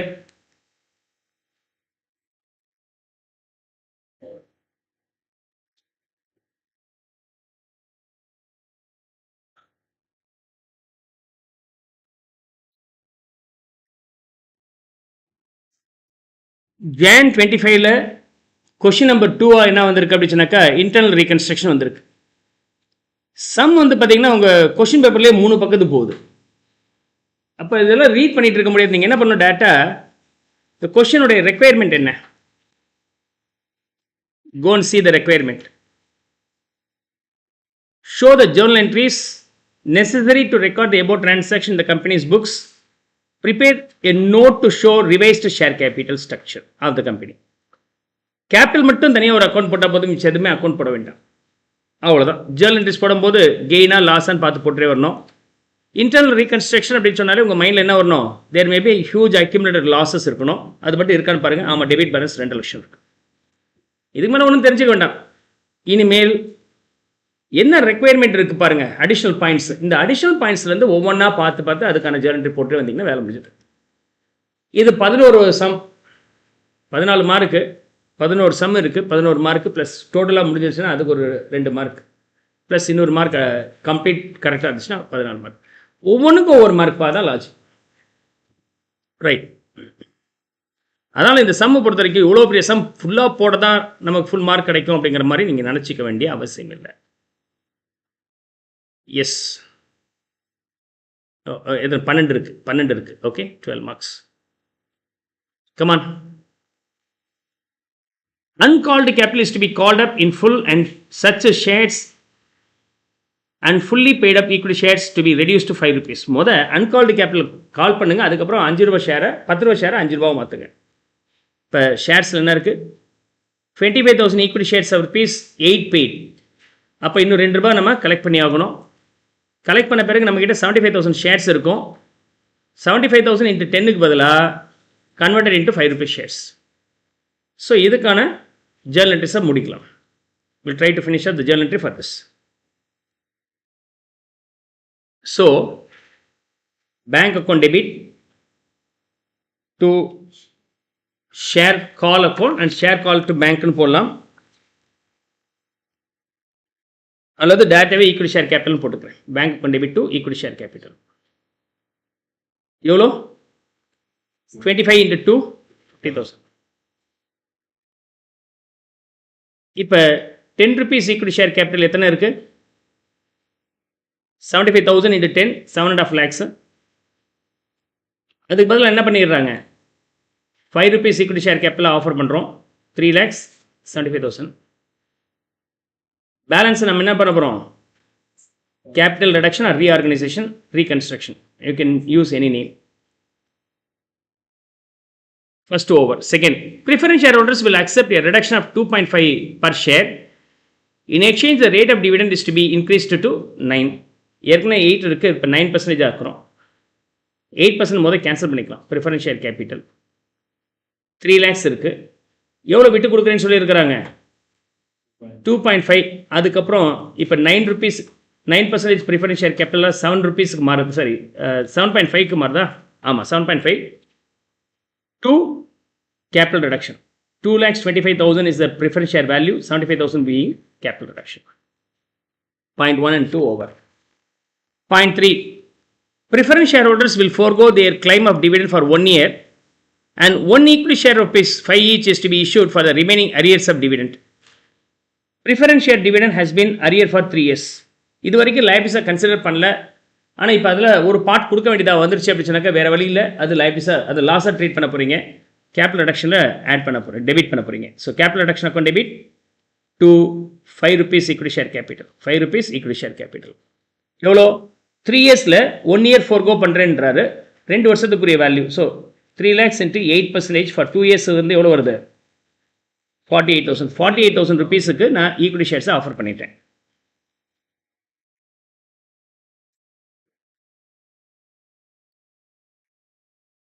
Now,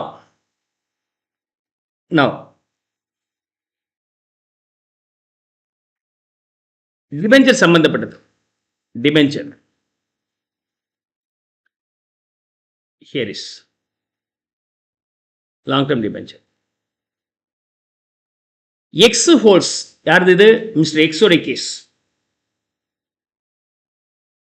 10% debentures for 2.5 lakhs. 2.5 lakhs.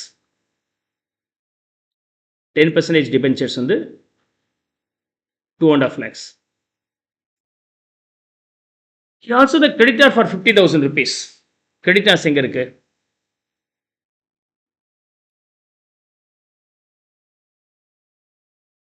Okay. Trade payables being creditors. இப்போ இதை பிரேக் பண்ணுங்க. 50,000 மைனஸ் பண்ணிடுங்க. Okay, trade creditors 50,000. அதாவது X being our investor cum creditors. And he agreed to cancel 50% of his total debt including interest on debenture. அப்போ interest on debenture பார்க்கணும். Interest on debentures 45,000. 4,45,000 ரூபாய்னா இவன் எவ்வளோ வச்சிருக்கிறான்? 2.5 lakhs. அப்போ எவ்வளோ இருக்கணும்? 4,45,000 ரூபாய்னா 2 லட்சம் ரூபாய் வருது. அப்போ 25,000 ரூபாய். Interest on debenture 25,000. Pay 20,000 to the company and receive a new 12% debentures for the balance amount. அப்போ இதில் எவ்வளோ விட்டு கொடுக்குறேன்றாரு? 50%. டோட்டல் போடுங்க. 3,25,000. அதில் எவ்வளோ விட்டு கொடுக்குறாரு? Capital reduction 50%. 1,62,500. அப்போ இன்னும் அவருக்கு நம்ம தர வேண்டியது, அது இல்லாமல் அவர்கிட்ட கேஷ் வேறு வாங்குகிறோம். எவ்வளோ? 1,82,500 is to be payable. அதுக்கு அவருக்கு நம்ம என்ன கொடுத்துட்றோம்? 12% டிபென்ச்சர்ஸ் கொடுத்துட்றோம். இதுக்கு ஜேர்னல் என்ட்ரி போடும்போது என்னென்ன கேன்சல் ஆகுது எல்லாத்தையும் டெபிட் பண்ணுங்கள், என்ன உருவாயிருக்கோ அதை கிரெடிட் பண்ணுங்கள். 10% debentures. Okay,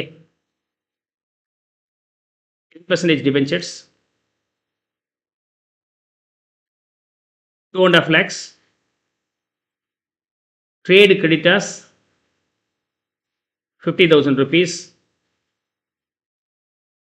interest on debenture 25,000. அவர்கிட்ட பணத்தை வாங்குகிறோம், பேங்க்கு டெபிட் 50,000.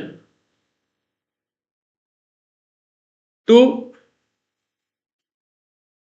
12% debentures நம்ம ஆஃபர் பண்ணுறோம், 1,82,500.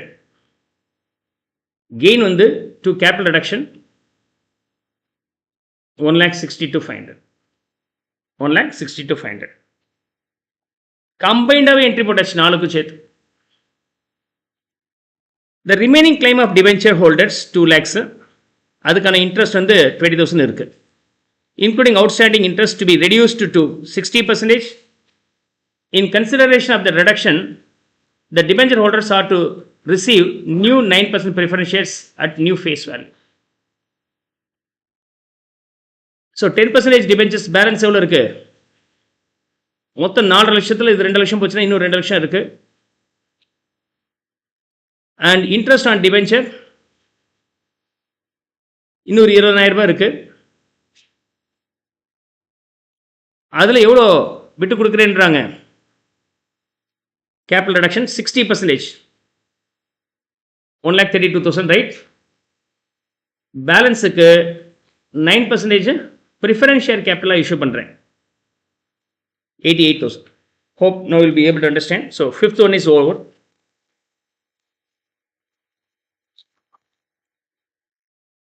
Sixth, the tax liability is to be settled at 1,20,000. Tax liability.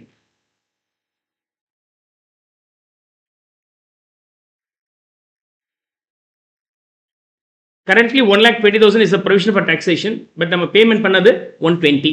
அப்போ 20,000 எக்ஸ்ட்ரா பே பண்ண loss debited to CR account. So provision for taxation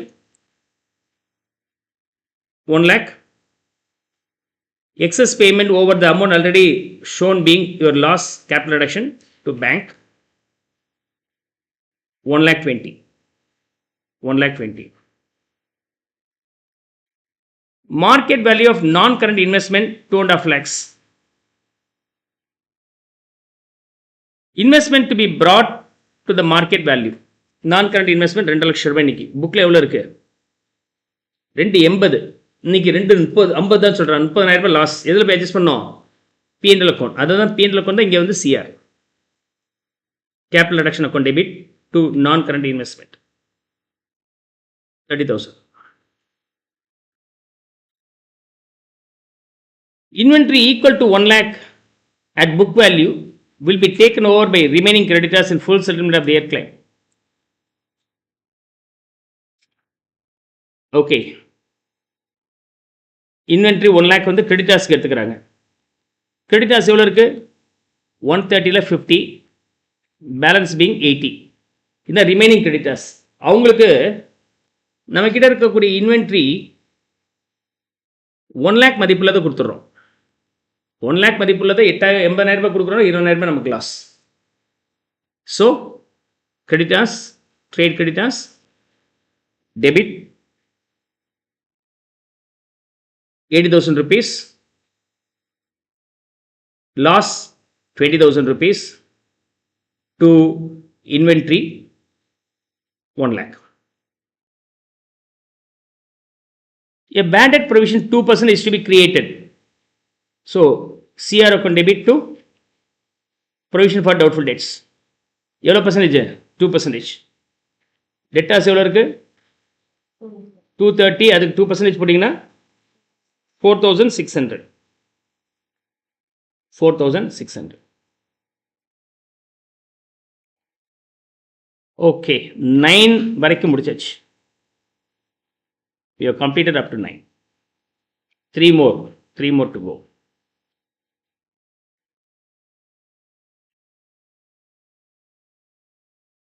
Here. Yep, 9 முடிஞ்சிச்சு. 10th.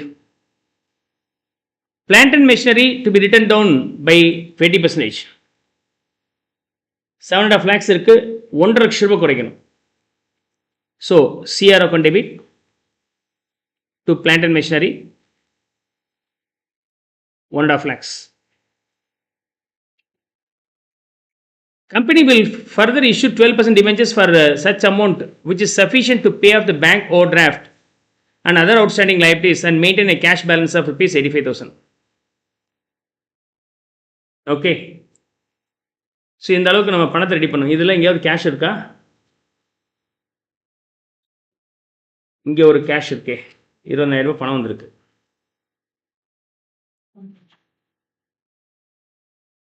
Okay, now we can open a cash account.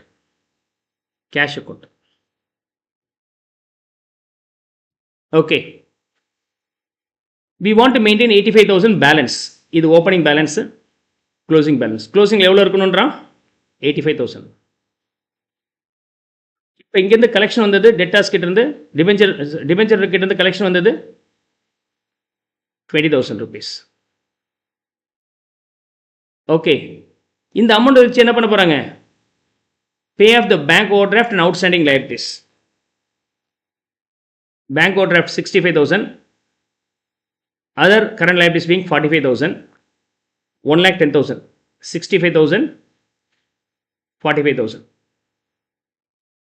Overdraft, current liabilities, other current liabilities. வேறு எங்கே cash இருக்குது? இங்கே ஒரு cash இருக்கணுமே. இங்கே ஒன்று. Tax paid 1,20,000. ஃபர்ஸ்ட் என்ட்ரியில் cash received by issuing equity share capital 50,000. What is the opening cash we have? We don't have any opening capital. Inventory and trade receivables தான் இருக்குது. ஓவர்டிராஃப்ட் தானே இருக்குது. இப்போ கேபிட்டல் இல்லை, ஓப்பனிங் கேஷ் இல்லை. அப்போ எனக்கு எவ்வளோ பணம் ஷார்ட்டேஜ் இருக்கோ அதுக்கு என்ன பண்ணலாம்? டிபெஞ்சரை இஷ்யூ பண்ணலாம். புது டிபெஞ்சரை இஷ்யூ பண்ணுறேன், new issue. Get me the value.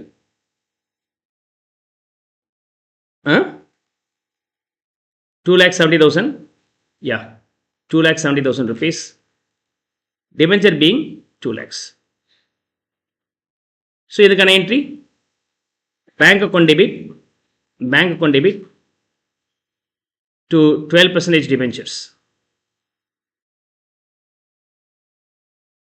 2 lakhs.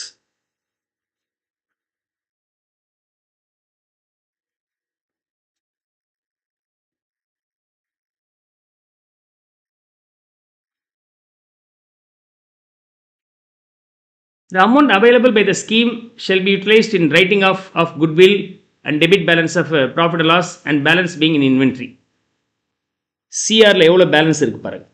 அதை குட்வில் ரைட் ஆஃப் பண்ணுறதுக்கும் profit and loss write off பண்ணுறதுக்கும் இன்னும் ஏதாவது பேலன்ஸ் இருந்தால் இன்வென்ட்ரி ரைட் ஆஃப் பண்ணுறதுக்கும் யூஸ் பண்ணிக்கலாம். குட்வில் எவ்வளோப்பா இருக்கு? 60,000. அதுக்கப்புறம் profit and loss 2.5 lakhs. Inventory 1,20,000 அங்கே அவர் கொடுத்தாச்சு 1 lakh, இன்னொரு 20,000 தான் இருக்குது. இது ரெண்டு முதல் ரைட் ஆஃப் பண்ணிக்கலாம். 60 and 250.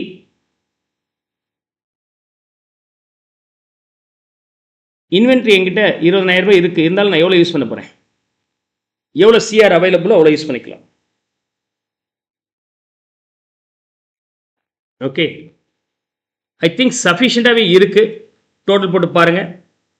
எக்ஸஸாக இருக்கிறனால டிஃபரன்ஸ் வந்து கேபிட்டல் ரிசர்வ் கொண்டு போகிறோம். This is capital reserve. Still we have further inventory மொத்தமும் ரைட் ஆஃப் பண்ணிடலாம். கேபிட்டல் ரிசர்வ், கேபிட்டல் ரிடக்ஷன் வேறு, கேபிட்டல் ரிசர்வ் வேறு. சிஆரில் எனக்கு எவ்வளோ பேலன்ஸ் இருக்குன்னா 4,27,900 இருக்குது. தேவைக்கு மேலே இருக்கிறனால 60,000 குட்வில்லும் ரைட் ஆஃப் பண்ணிட்டோம், ப்ராஃபிட் லாஸும் ரைட் ஆஃப் பண்ணிட்டோம், இன்வென்ட்ரியும் ஃபுல்லாக ரைட் ஆஃப் பண்ணிட்டோம். நீங்கள் பாட்டு 1,20,000 ரைட் ஆஃப் பண்ணிட்டோம் கூடாது, ஏற்கனவே 1,00,000 ரூபாய் யூஸ் பண்ணிட்டோம். மிச்சம் இருக்கிற 20 ரைட் ஆஃப் பண்ணிட்டோம். Okay, balancing figure will be named as capital reserve 97,900. Now you have to prepare what? Share capital account, equity share capital. Share capital. Notes to accounts போட சொல்றாங்க. Notes to accounts.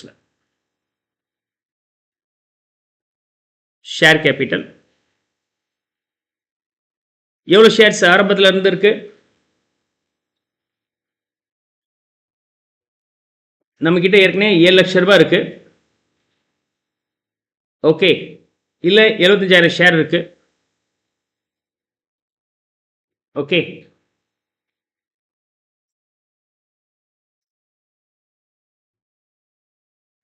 இங்க ஒரு issue 48,000 share, 48,000 ரூபாய்க்கு இங்க போட்டு வரேன். இனிஷியலா 7 லட்சம் ரூபாய். add 50,000 rupees.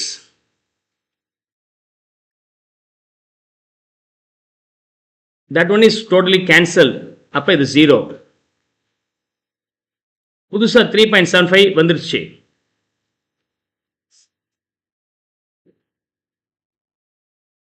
அண்ட் இங்க ஒரு 48,000.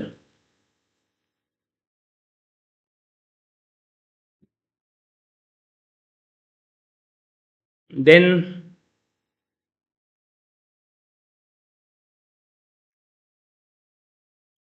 அப்போ அவ்வளோதான் இருக்கு. ஆட் பண்ண எவ்வளோ வருது? 4,23,000. 5 rupees equity share capital. 5 rupees equity share capital being 4,23,000. அப்போ எத்தனை ஷேர் இருக்கும்?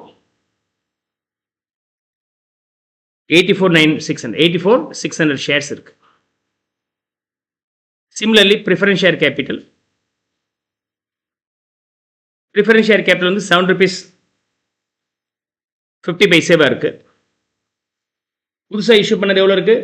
2,25,000. Here another 88,000. ரெண்டு இடத்துல இருக்கு. ரெண்டு ஆட் பண்ணீங்கன்னா எவ்வளோ வருது?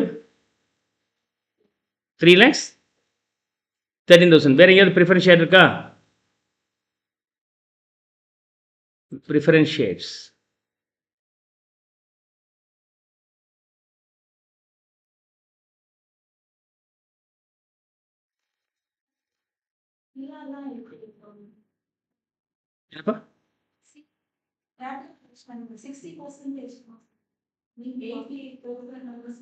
ஓகே ஓகே, இப்படி மாற்றி போட்டிருக்கேன்னா ஓகே. 60% ஃபோர்கோ பண்ணல, 60% ஈக்குவல் ஷேராக மாறுதா? Okay okay. அப்போ 132 ஆட் பண்ணுங்க இதோட. Then what about the value? 3,57,000. ஒரு ஷேரோட விலை 7 ரூபாய் போச்சுன்னா எத்தனை ஷேர் இருக்கும்? 47,600 shares. So the total share capital being 7,30,000. Hope you'll be now able to understand this one. Question number 2, a comprehensive illustration for internal reconstruction. Internal reconstruction some easy, ஆனால் time எவ்வளோ ஆகுதுன்னு பாருங்க, போயிட்டே இருக்கும். ஓகே, அப்போ இதுக்கெல்லாம் time waste பண்ணக்கூடாது, ஸ்பீடாக முடிக்கணும். Clear?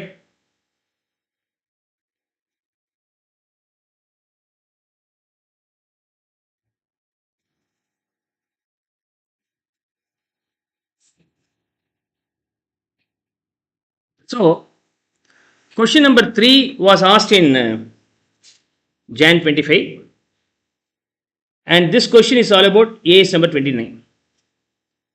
An engineering goods company provides after sales warranty for 2 years. 2 வருஷம் வாரண்டி கொடுக்குறாங்க to its customers.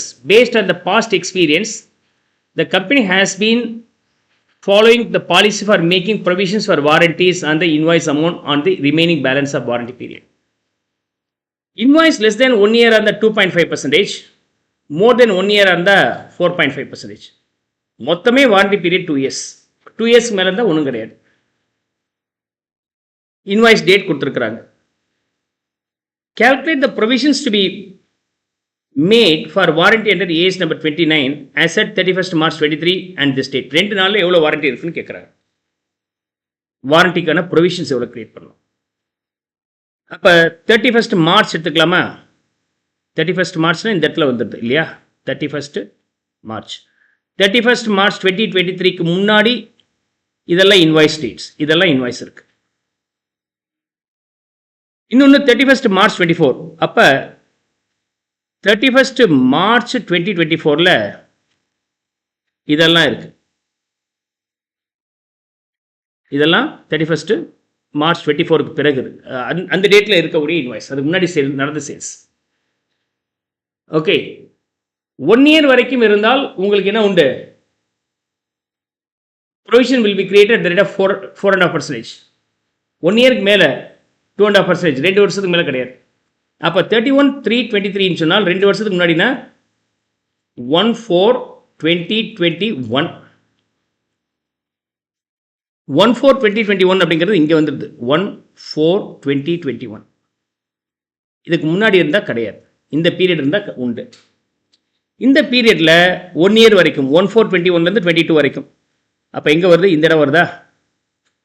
31st March 2022.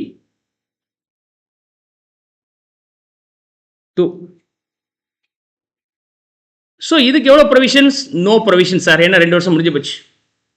இந்த பீரியடுக்கு உண்டு, இந்த பீரியடுக்கு உண்டு. இந்த பீரியடில் அதாவது 1 இயர்க்குள்ளார 1,10,000 நமக்கு டிரான்சாக்ஷன் நடந்திருக்கு. அப்போ அந்த 1,10,000 நம்ம எவ்வளோ கிரியேட் பண்ணியிருக்கணும்? 4.5% எவ்வளோ கிரியேட். இப்போ 4.5% போட்டிங்கன்னா எவ்வளோ வருது?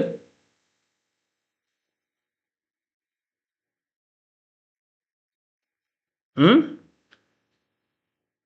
49,500, 4,950. 4,950. இந்த ரெண்டு அமௌண்ட்டில் 1/4/21க்கு பிறகு, இது ரெண்டு 1/4/21க்கு பிறகு இருக்கக்கூடியது, ஆனால் 1 இயருக்கு முன்னாடி இருக்கிறது. அப்போ இதுக்கு 2.5% கிரியேட் பண்ணோம். எவ்வளோ வருதுங்க?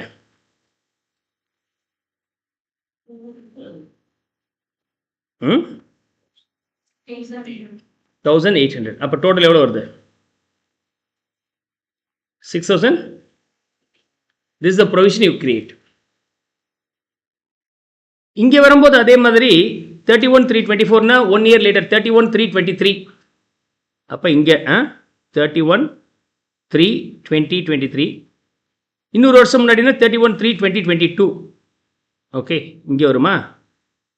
31/3/2022. ஓகே, இது ஒரு வருஷம், இது அதுக்கு முன்னாடி இருக்கிற வருஷம். கரெக்டா? 22 தானே?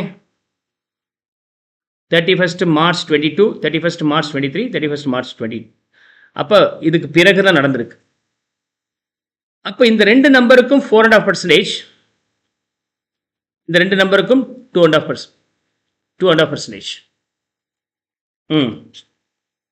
இந்த ரெண்டு வேல்யூக்கு 4,905. இந்த 3 வேல்யூக்கு 2.5% போட்டிங்கன்னா 4,550.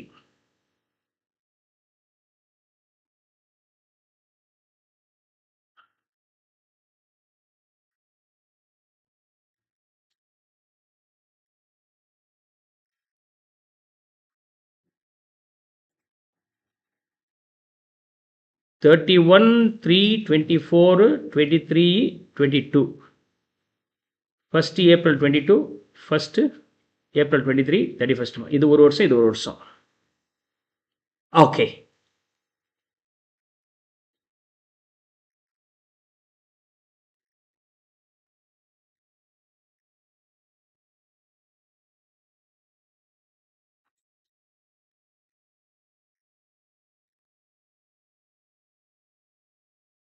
now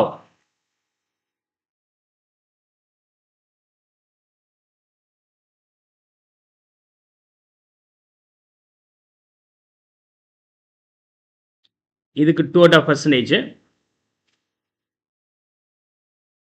இதுக்கு 4.5%, இதுக்கு 4.5%.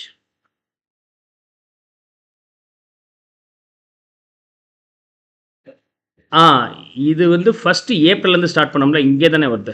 1st April 2022. இது அதுக்கு முன்னாடி போயிடுது. இது வந்து ஜான்வரி போயிடுது.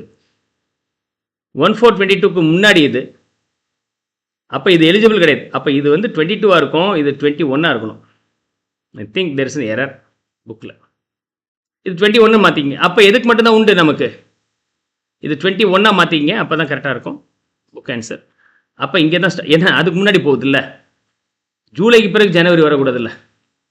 அப்போ இது 21 தான் இருக்கணும். இது 21, இது 22. அப்போ நமக்கு எந்த டேட்டு? 31/3/22 இந்த டேட்டில் தான் வருது. இது கட் பண்ணிவிடுங்க. அப்போ இந்த டேட் இங்கே 2.5%, இங்கே 4.5%, இங்கே 4.5%. அப்போ இந்த 2.5% ஆன் 1,10,000 எவ்வளோ வருது? 2,750. அப்போ 3 ஆட் பண்ணுங்க, 2 ஆட் பண்ணுங்க, 7655. ஸோ கொஷினில் இந்த எரர் ஒன்று இருக்குது, அது கரெக்ட் பண்ணிட்டீங்கன்னா கரெக்ட் ஆகிடும். இது ப்ரொவிஷன். உங்களோட ட்ரையல் பேலன்ஸில் நீங்கள் ப்ரொவிஷன் கிரியேட் பண்ணுறீங்கன்னு வச்சுங்களேன். ஓகே, முதல் வருஷம் ப்ரொவிஷன் கிரியேட் பண்ணுறீங்க. உங்களோட பேலன்ஸ் ஷீட்டில் எப்படி இருக்கும்? 6,750 ப்ரொவிஷன்ஸ் கிரியேட் பண்ணி வச்சுருப்பீங்க, வாரண்டி. அடுத்த வருஷம் 7,655 இருக்கணும். ஆனால் ஏற்கனவே ப்ரொவிஷன்ஸ் எவ்வளோ இருக்குது? 6,750 இருக்குது. அப்போ you need to have 7,655. அப்போ you are increasing the provision, only this much can be transferred to the P&L account debit side. Provision for doubtful debts மாதிரி தான்ப்பா. ஓப்பனிங்கில் 6,750 ரூபா இருக்குது, க்ளோசிங்கில் 7,255 ரூபா இருக்குது. அடிஷனல் ப்ரொவிஷன் மட்டும் P&L account டெபிட் பண்ணால் போதும். The amount to be debited in the P&L account being the difference between these two, 905. 7 marks. Provision for doubtful debts.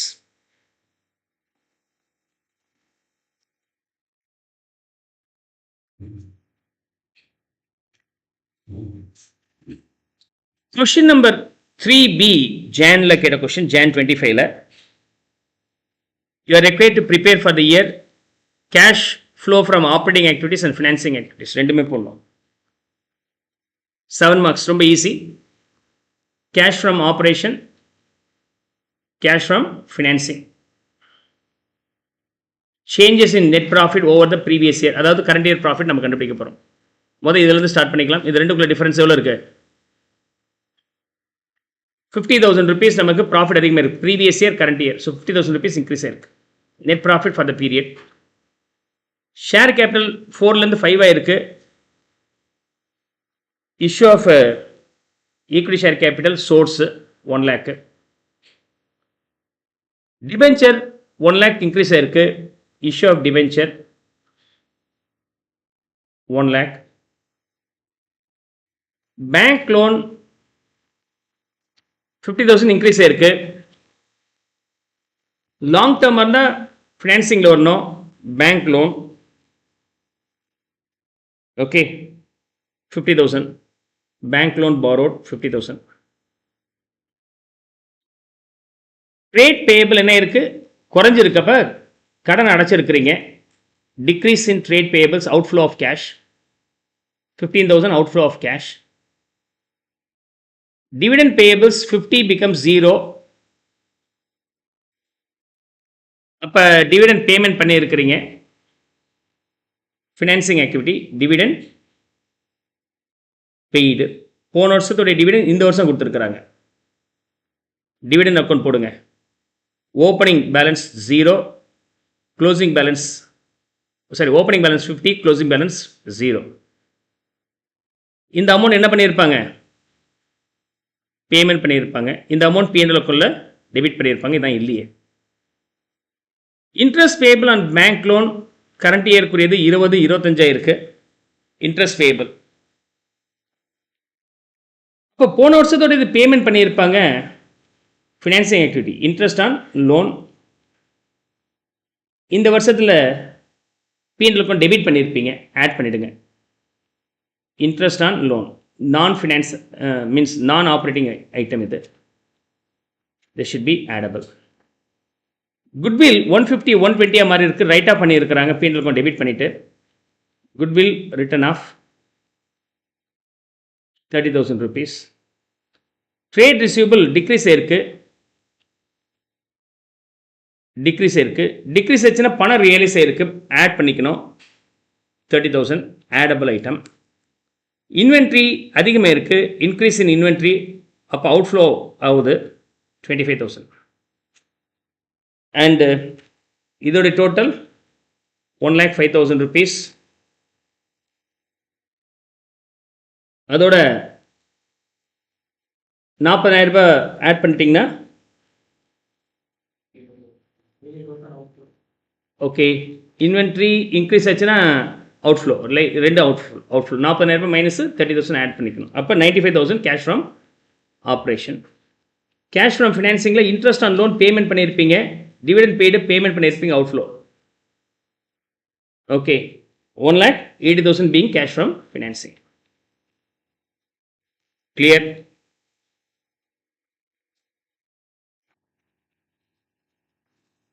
Now let's try to solve the question number 4 here. Light Limited, Bright Limited ரெண்டு company இருக்கு. Okay, Light and bright.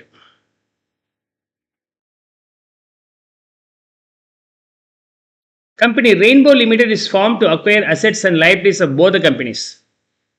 ரெண்டுமே இப்போ யார் எடுத்துக்கிறா? Rainbow company எடுத்துக்கிறாங்க.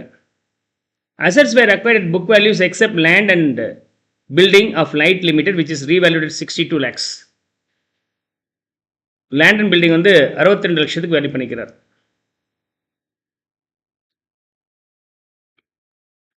Okay, யாருடைய land? லைட்டுடையது 62. Other assets of Bright Limited are obsolete and scrapped. Light Limited other assets waste. Sold for 50, but 50,000 ரூபாய் cash வருது.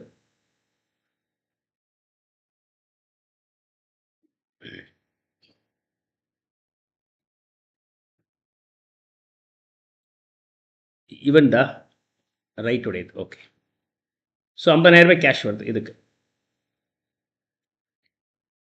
Before acquisition of its assets and liabilities by Rainbow Limited. இதெல்லாம் முதலே முடிச்சிடுறாங்க. Light limited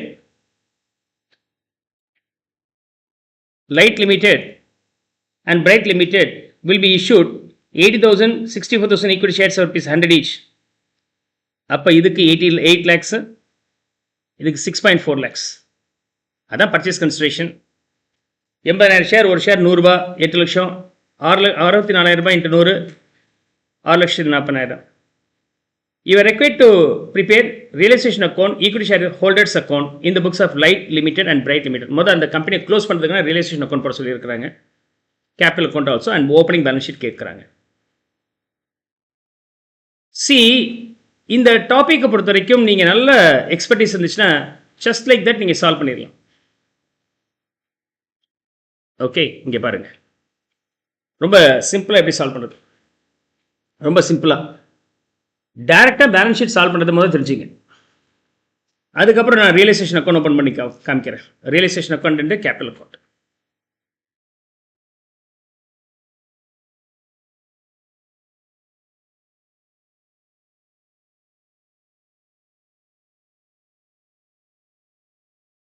யா,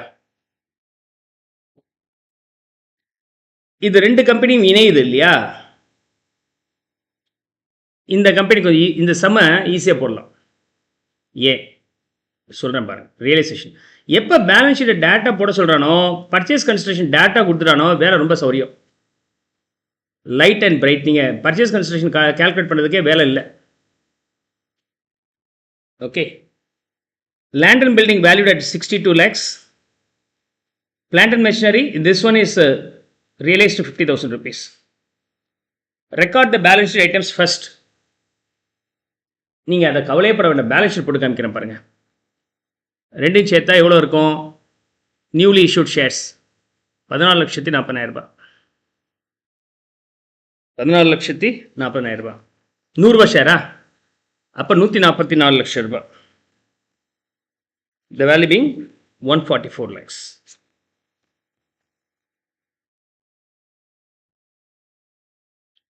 Long-term provisions 1.5 lakhs. Trade payables 5.4.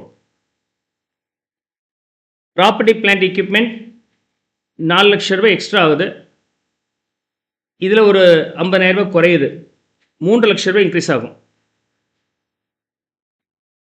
இங்கே போடுறேன். இதை நம்ம எடுக்கக்கூடாது. இது ரெண்டும் கேன்சல் ஆயிடுச்சு. இது 62னா 4 இன்க்ரீஸ் ஆகுது. 1.25 லட்சம் ஃபுல்லாக கேன்சல் பண்ணி ஆகணும். அப்போ 1.25 லட்சம் ரூபாய் கேன்சல் பண்ணிங்கன்னா என்ன வேல்யூ வருது?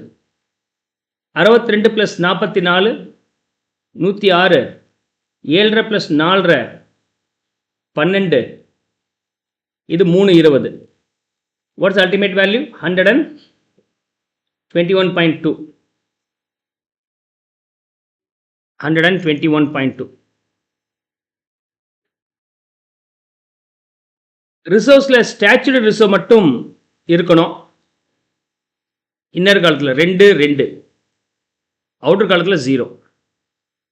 Statutory reserve, amalgamation adjustment reserve ஒரு என்ட்ரி.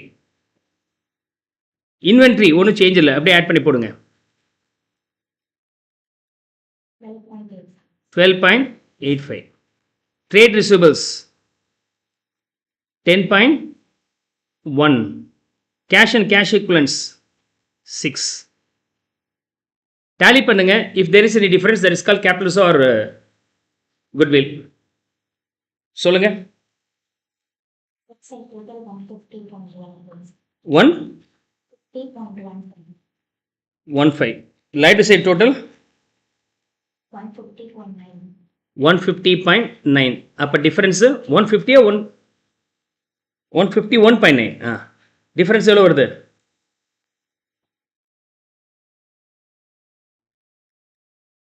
இது 6.5 நினைக்கிறேன். Cash and cash balance. இந்த கேஷ் அண்ட் கேஷ் பேலன்ஸ் மட்டும் இதை வித்துட்டாங்க. வித்த பிறகு அது என்ன ஆயிடுச்சு?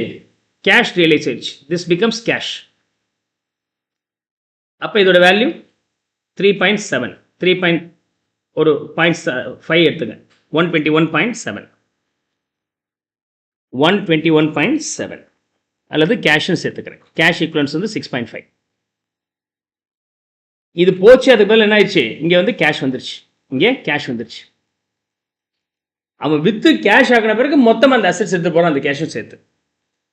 அப்போ இதில் 150.65 ரெண்டுக்குள்ள difference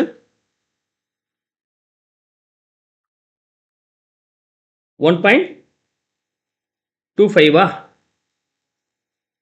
maybe goodwill intangible assets. So அப்போ 151.9 151.9. ஸோ ஆன்சர் எவ்வளோ ஸ்பீடாக வருது பாருங்க. ஜேர்னல் என்ட்ரிலாம் இல்லை, சும்மா ஆட் பண்ணி போட்டேன், அவ்வளோதான் வேலை முடிஞ்சது. அந்த ஸ்டாச்சுரி ரிசர்வ் மட்டும் கிரியேட் பண்ணி கேன்சல் பண்ணுற மாதிரி போடுங்க. ஸ்டாச்சுரி ரிசர்வ் மட்டும், amalgamation adjustment reserve and this one.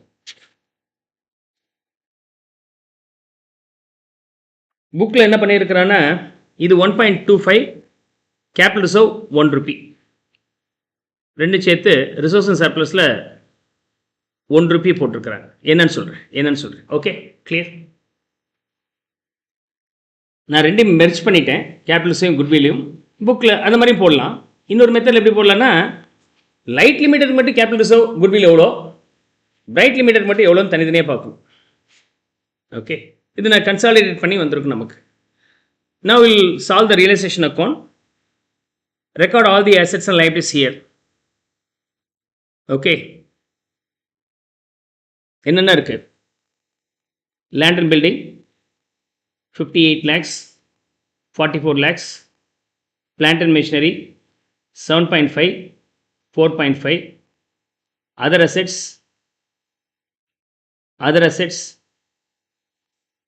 3.2. இங்கே 0.5. இது மாறிடுச்சு, வித்துரும். இதை வித்தாச்சுன்னு போட்டுக்கலாம். 175 வித்து பணம் வந்தது, இதெல்லாம் ஆட் பண்ணிக்கிறேன். 1.25 லட்சம் ரூபாய் மதிப்பில் 50,000 வித்து 1.25 லட்சம் ரூபாய் லாஸு. அந்த லாஸ் இதில் சப்ட்ராக்ட் பண்ணிக்கலாம். இனிமேல் இது 2.25 லட்சம் ரூபாய், அவ்வளோதான். விற்கிறதுக்கு முன்னாடியே பேலன்ஸ் ஷீட் அட்ஜஸ்ட் பண்ணிட்டுங்க, வேலை முடிஞ்சது. Property plant equipment over. Inventory 5.75, 7.10, trade receivables 4.3, 5.8, cash and cash equivalents 3.15, 2.85 plus 0.5, 3.35. Correct தானே? லைபிலிட்டி சைடில் லாங் டேர்ம் ப்ரொவிஷன்ஸ் 1.5, இங்கே இல்லை. Trade payables 3.4 and 2. Purchase consideration payable by Rainbow. Purchase consideration payable by Rainbow 8 lakhs into 100, 80 lakhs, 6.4 into 100, 64 lakhs. Tally பண்ணுங்க, you'll get the realization profit and loss. Realization profit and loss.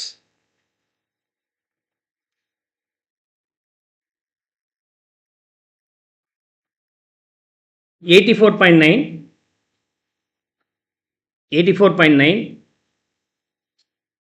3 being the profit here. Okay, profit for equity shareholders. B ல அதே மாதிரி 66, 1.25 being the profit. இதை இப்படி மாற்றிங்க. Capital reserve being 3.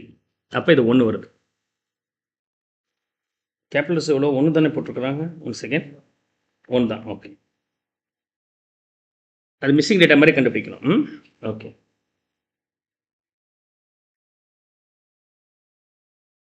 கிளியரா? So இது தவிர அவங்க என்ன கேட்குறாங்க? You have to prepare share holders funds account, equity share capital account also நம்ம ப்ரிப்பேர் பண்ணோம். அதையும் நான் இங்கே ப்ரிப்பேர் பண்ணிடுறேன். Okay,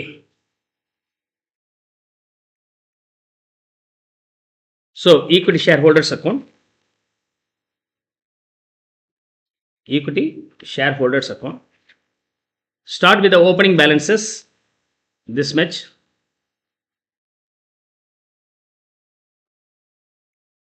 $50 lakhs and 40 lakhs.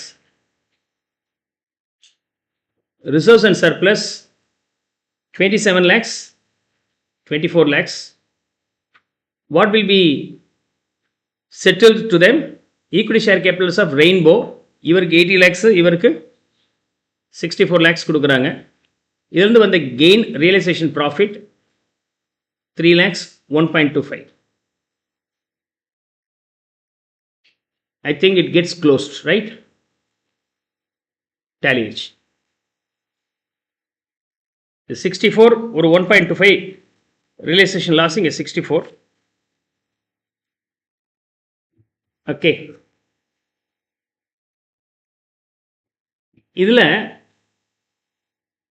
இதில் வந்து ஒரு 1.25 சப்ட்ராக்ட் பண்ணும். என்னது? அந்த அசெட்ஸ் வித்தரில் லாஸ் வந்துச்சு இல்லை? ஓகே, அதர் கரண்ட் அசெட்ஸ் யூஸ்லெஸ்ன்னு சொல்லியாச்சு. அதை டிஸ்கார்ட் பண்ணுறோம். டிஸ்கார்ட் பண்ணும்போது 50,000 ரூபாய் கேஷ் வருது, 1.25 லட்சம் ரூபாய் லாஸ். அதனால் இந்த அமௌண்ட்டில் 1.25 நம்ம சப்ட்ராக்ட் பண்ணிட்டோம், முடிஞ்சு போச்சு. ஸோ இது ரெண்டும் போட்டாச்சு. பேலன்ஸ் ஷீட் கிளப் பண்ணி போடுறோம். கிளப் பண்ணி போடும்போது தனிப்பட்ட முறையில் ஒவ்வொரு இதுலேயும் என்ன ப்ராஃபிட் என்ன லாஸ்ன்னு கண்டுபிடிங்க. ஓகே, ஒரு இதில் ப்ராஃபிட், ஒரு இதில் லாஸ் நமக்கு வந்திருக்கும். ஓகே,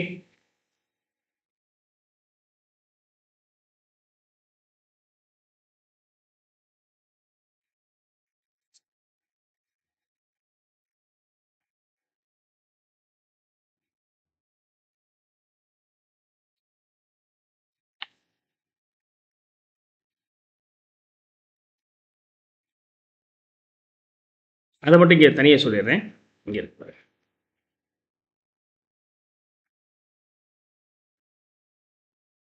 லைட்டுடைய மொத்த அசெட்ஸ் 81 ரூபா, பர்ச்சேஸ் கன்சிடரேஷன் 80, கம்மியாக கொடுத்துருக்குறீங்க. அப்போ கேபிட்டல் ரிசர்வ். பிரைட்டுடைய அசெட்டு கொடுத்தது ஜாஸ்தி, அப்போ இது லாஸ். இது குட்வில்லாவும் இது கேபிட்டல் ரிசர்வும் போட்டிருக்கிறாங்க. பட் நான் போடுற மாதிரி ரெண்டும் கிளப் பண்ணி போட்டிங்கன்னா ரெண்டு நெட் பண்ணிவிட்டு 0.25 வந்துடும் ஆட்டோமேட்டிக்காக குட்வில்லோ கேபிட்டல் ரிசர்வ் சிங்கிளாக வந்திருக்கும். ஓகே, ஸோ புக்கில் தனித்தனியாக போட்டிருக்கிறாங்க, அப்படியும் போடலாம். நான் ரெண்டையும் சேர்த்து கிளப் பண்ணி போட்டிருக்கிறேன். No problem, no harm in that. Now let's move on to the question number 5.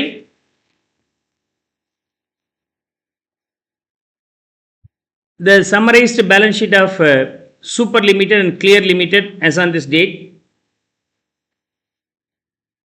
You are required to prepare consolidated balance sheet. என்ன கொடுத்துருக்காங்க, என்ன ரெக்யர்மெண்ட், டேட்டா இது மட்டும் தான் பார்க்குறோம். அடிஷ்னல் இன்ஃபர்மேஷனில் சூப்பர் லிமிடெட் ஹோல்ட் 75% ஷேர்ஸ். அப்போ பர்சன்டேஜ் ஆஃப் ஹோல்டிங் வந்து 75, 25 held by the outsider. 25% trade receivables of Super Limited is due from Clear Limited. அப்போ இது intercompany owings. During the year, Super Limited sold inventory costing 2 lakhs to Clear Limited at a price of 15% above cost. Okay, cost 100 இருந்துச்சுன்னா 15 ரூபாய் add பண்ணி 115 ரூபாய்க்கு அனுப்பியிருக்கிறாங்க. 2 லட்சம் ரூபா மதிப்புள்ளதுக்கு எவ்வளோ ப்ராஃபிட் சேர்த்துருப்பாங்க, 0.3, 2.3ன்னு சொல்லி அனுப்பியிருப்பாங்க. The entire inventory remains unsold with Clear Limited at the end of the financial year. அப்போ இது வந்து unrealized profit. ஓகே, டவுன் ஸ்ட்ரீமாக அப் ஸ்ட்ரீமாக பார்க்கணும். இதில் வந்து பார்த்தீங்கன்னா சூப்பர் அவர் தான் வந்து ஃபோல்டிங் டு சப்சிடரிக்கு போயிருக்கு. அப்படின்னா டவுன் ஸ்ட்ரீமாக இந்த இது எல்லாத்தையும் எதில் போய் அட்ஜஸ்ட் பண்ணிப்பீங்க, ஹோல்டிங் கம்பெனியுடைய அக்கௌண்ட்டில் அட்ஜஸ்ட் பண்ணிக்கணும். அவ்வளோதான், 3 point. Super Limited holds 75% equity shares in Clear Limited since the incorporation of Clear Limited. Clear Limited ஆரம்பிச்சதுலேருந்து வச்சிருக்கிறோம். அப்படின்னு அங்கே ப்ரீ போஸ்ட் அப்படிங்கிற கான்செப்டே கிடையாது. எல்லா ப்ராஃபிட் போஸ்ட் இன்கார்பரேஷன் தான். பாதி வேலையை குறைச்சிட்டாங்க பாருங்கள், டைம் சேவ் பண்ணுறதுக்கு. ஸோ அப்போ இந்த செம்ம கண்ணை மூடிட்டு ஆட் மட்டும் பண்ணி போட்டால் போதுமானது.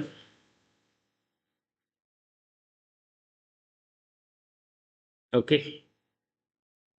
கவனிங்க, என்னென்ன கேன்சல் ஆகும்.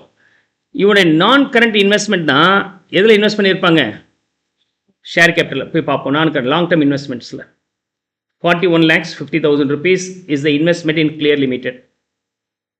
கிளியர் லிமிடெட் அப்படின்னா டேரக்ட் என்ன பண்ணிக்கலாம், நாம் காஸ்ட் கண்ட்ரோல் மைனாரிட்டி இன்ட்ரெஸ்ட் கண்டுபிடிச்சிக்கலாம். Cost of acquisition being 41,50,000 minus net worth face value 50 லட்சம். இதை கேன்சல் பண்ணிட்டேன். இப்போ இதை கேன்சல் பண்ண போகிறேன். 75% இவர் ஹோல்ட் பண்ணியிருக்கிறாருன்னா எவ்வளோ வரும், 37,50,000. 12,50,000 held by the outsider minority interest. இந்த ஜென்ரல் ரிசர்வில் மைனாரிட்டி இன்ட்ரெஸ்ட் அண்ட் ஹோல்டிங் கம்பெனிக்கு மைனாரிட்டி இன்ட்ரெஸ்ட்டுக்கு 25% போட்டிங்கன்னா எவ்வளோ வருதுங்க,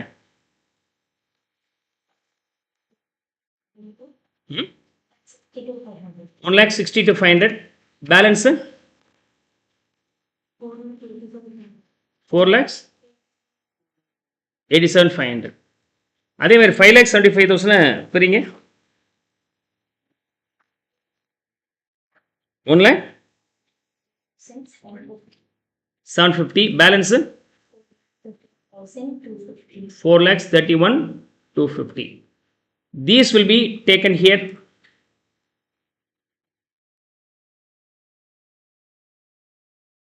வேற ஏதாவது அக்யூமுலேட்டட் லாஸஸ் இருக்கா, இல்லை, we don't have any other accumulated losses.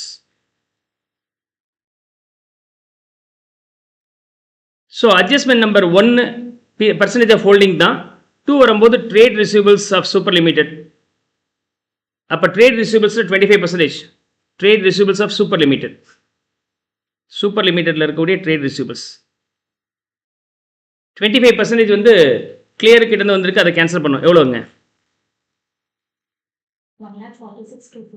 1,46,250 to be subtracted not only from here, trade payablesலையும் parallel இங்கிருந்து சப்ட்ராக்ட் பண்ணோம், இங்கேயும் அங்கேயும்.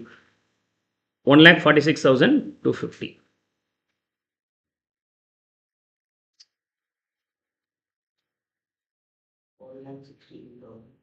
One second. Inventory உடைய வேல்யூ எவ்வளவு இருக்கு? 30,000 rupees.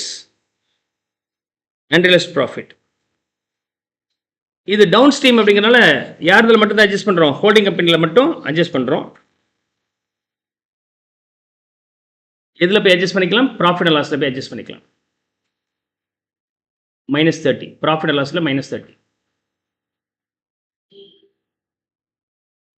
இது மைனஸ், இது ப்ளஸ்,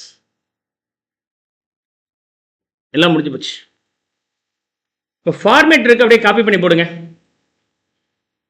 எதெல்லாம் கேன்சல் பண்ணிட்டோம், இந்த 50 லட்சம் கேன்சல் பண்ணியாச்சுன்னா அது வராது.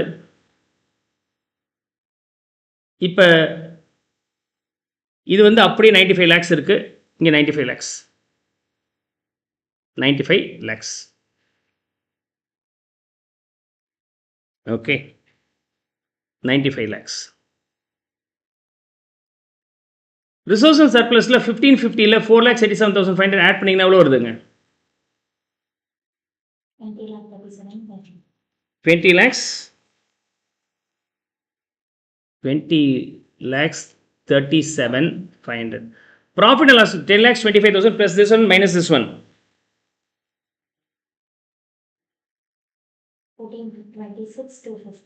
14,26,250. Total 34,63,750. So 14 lakhs, 34 lakhs, 63,750. Debentures 5 to 7 lakhs. Short-term borrowings 4.5 lakhs. Trade payables 365 plus 245 minus 1,46,250. 4,63,750. And property plant equipment வரும்போது land ரெண்டையும் ஆட் பண்ணி சொல்லுங்க. 1,10,500 1 crore சார், 110.5 lakhs, 5 lakhs. பெரிய நம்பராக வந்துச்சுன்னா தரமாட்டம் தான். இது வரும்போது 16,25,000, 4,25,000, total being 1,31,000. 1,31,000. Oh, sorry, 131 lakhs. 131 lakhs.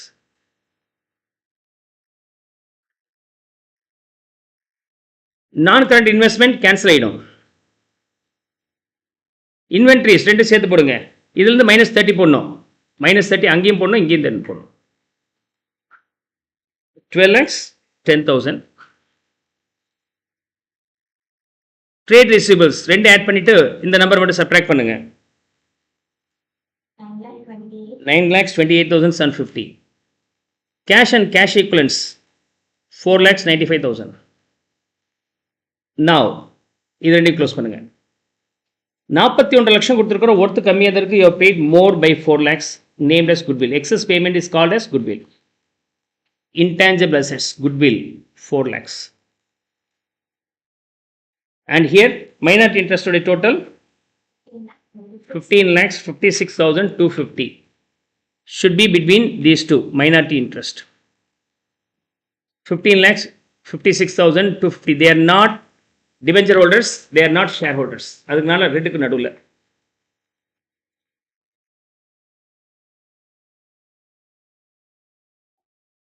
Now question number 6. Question number 6.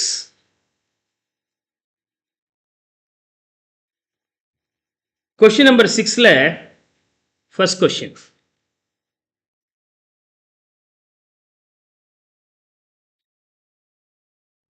இது வந்து ஒன்றும் கிடையாது, ஏஎஸ் பேஸ் பண்ணி ரிலேட்டட் பார்ட்டி.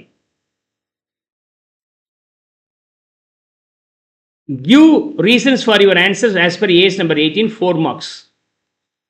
அந்த 4 மார்க்ஸ் இல்லைனா இந்த 4 மார்க்ஸ் கொஷின் ஒரு 9 அட்ஜஸ்ட்மெண்ட்டோட இன்னொரு சம் கொடுத்துருக்காங்க. 10 அட்ஜஸ்ட்மெண்ட்டோட 4 மார்க் கொஷின். அது என்னன்னு சொல்கிறேன். ரொம்ப ரேர் அந்த கொஷின் கேட்கறது. நான் கேட்டிருக்கிறாங்க, நான் சால்வ் பண்ணி காமிக்கிறேன். இதை பார்க்கலாம். AX Limited holds 70% shares of BX Limited.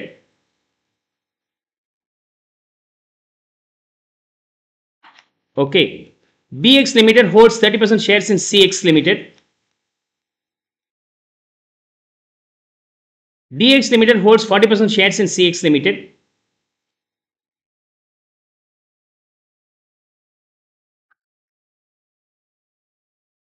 And DX Limited holds 49% shares in EX Limited. இப்போ AX பொறுத்த வரைக்கும் BX யாரு? Subsidiary company. அண்ட் CX யாரு? Subsidiary company indirect. இதான் ரிலேஷன்ஷிப். மற்ற யாருக்குமே தொடர்பு கிடையாது AXக்கு. BX பொறுத்த வரைக்கும் AX being holding company, CX being associate company.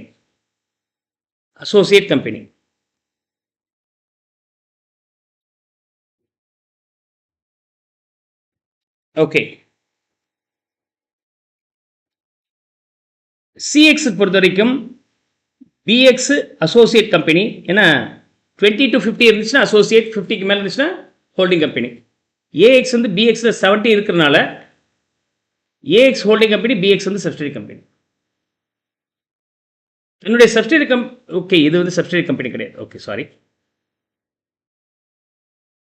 BX holds only 30% அப்படிங்கும்போது associate. Parent rooted through subsidiary associate வச்சிருந்தா அவனும் அசோசியேட் தான். ஆனால் indirect. Clear? Indirectly associate. Clear? Make a correction here. So, இப்போ BX பொறுத்தவரைக்கும் AX parent company, holding company, CX வந்து associate. CXக்கு அவனுடைய parent 50க்கு இல்லை, அதனால அசோசியேட். இன்னொருத்தனும் இருக்கிறான் DX, அவனும் யாரு? Associate. Okay. EX fellow associate, but fellow associate is not related party. Fellow subsidiary வந்து related party, fellow associate not related party. And DX and EX எவ்வளோ இருக்கு? 49%. இப்போ DXக்கு வரும்போது CX யாரு? CX and EX ரெண்டு பேருமே யாரு? அசோசியேட். ஏன்னா ரேஞ்ச் பிட்வீன் எனிவேர் 20 to 50. EXக்கு பொறுத்த வரைக்கும் DX யாரு? அசோசியேட். ஸோ இதுக்கு 4 மார்க்.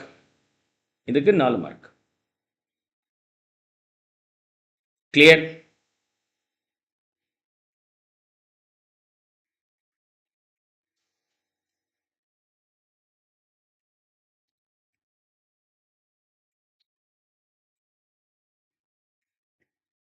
Now, next question போலாமா?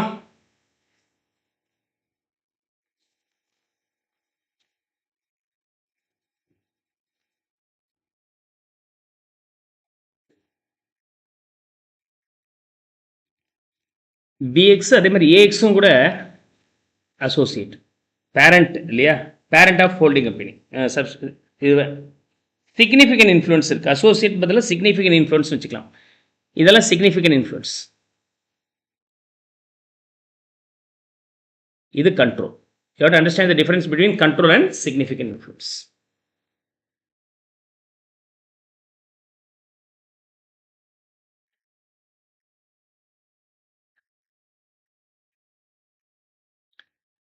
Now, if DX Limited would have sold its investment in EX, இதை வித்துறான் on 1st October, but goods were continued to be supplied by DX Limited to EX. இங்கேருந்து goods மட்டும் போகுது. 1st Octoberல related party status வந்து போயிடுச்சு. Will this scenario change your answer with respect to any of the reporting entity? Report பண்ணி தான் ஆகணும். அந்த இடையில ஈவன் ஒரு நாள் ரிலேட்டட் பார்ட்டியாக இருந்தாலும் அந்த இயர் எண்டில் டிஸ்க்ளோஸ் பண்ணும்போது ரிலேட்டட் பார்ட்டி கூட நடக்கக்கூடிய டிரான்சாக்ஷனை நீங்கள் டிஸ்க்ளோஸ் பண்ணி ஆகணும். The moment you lose the related party status, அதுக்கு பிறகு நடக்கக்கூடிய டிரான்சாக்ஷன் நீங்கள் ரிப்போர்ட் பண்ண வேண்டும். ஸோ அப்போ 1 October வரைக்கும் அவர் ரிலேட்டட் பார்ட்டி தான். இந்த பீரியடில் நம்ம டிஸ்க்ளோஸ் பண்ணணும், இந்த பீரியடுக்கு நம்ம டிஸ்க்ளோஸ் பண்ண வேண்டாம். ஆனால் இது ரெண்டுக்கும் சேர்த்து நம்ம 31 March 2024 தான் சொல்ல வேண்டியது இருக்கு இல்லையா? மொத்தமாக இதை நீங்கள் சொல்லி தான் ஆகணும். பட் இந்த டிரான்சாக்ஷன் மட்டும் நீங்கள் சொல்லி ஆகணும். ரிலேட்டட் பார்ட்டி யார், என்ன மாதிரி nature of related party, what's the value of the transaction involving in that, what type of transaction, இதெல்லாம் நீங்கள் டிஸ்க்ளோஸ் பண்ணி ஆகணும். Clear? 6th A question one of the interesting illustration.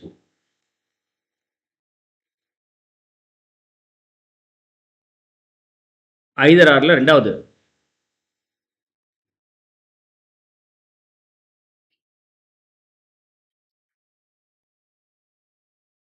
now இதோட பியூட்டி என்ன, எப்படி சால்வ் பண்ணுறது? ரொம்ப ஈஸிங்க.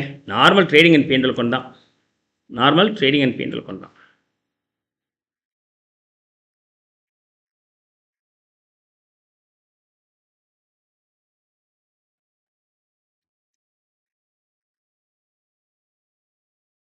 ஃபோர் மார்க்ஸுங்கும் போது ப்ராஃபிட் அண்ட் லாஸ் தான் ப்ரிப்பேர் பண்ண போகிறோம்.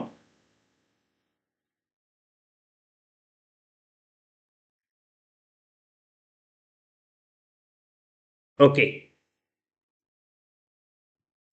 Given below is the balance sheet of Sky and Associates as on 31st March 2023. Additional information. The firm is planning to shut down its business with immediate effect the next day. அப்போ fundamental accounting அசம்ஷனில் going concern கான்செப்ட்ங்கிறது முக்கியம். அடுத்த நாள் நான் close பண்ண போகிறேன் அப்படின்னு சொன்னாக்க அப்புறம் ஃபண்டமெண்டல் அக்கௌண்டிங் அசம்ஷன் இல்லை. இப்போ ஃபண்டமெண்டல் அக்கௌண்டிங் அசம்ஷன் இல்லாத போது இந்த அசெட்ஸ் அண்ட் லைபிலிட்டிஸ் என்ன வேல்யூவில் ரெக்கார்ட் பண்ணோம்னா ரியலைசபிள் வேல்யூவில், cash basis and realisable value, not the book value minus depreciation. இன்றைக்கி அந்த சொத்தெல்லாம் இப்போ பிஸ்னஸ் நடந்தால் வேல்யூ, க்ளோஸ் பண்ண போகிறோம்னா ஸ்கிராப்புக்கு போகிற மாதிரி தான் போடணும், அடிமாட்டு ரேட்டுக்கு தான் கேட்பான். அந்த ரேட்டை தான் நீங்கள் வந்து அசெட்ஸோட வேல்யூவை கன்சிடர் பண்ணணும். Right.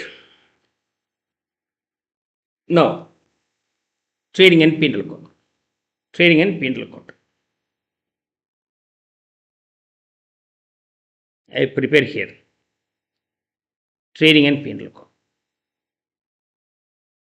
The sale and purchases of the firm. Sales 8,20,000. Purchases 6,50,000. The value of closing stock was 65. The net realizable value is estimated to 120 of cost.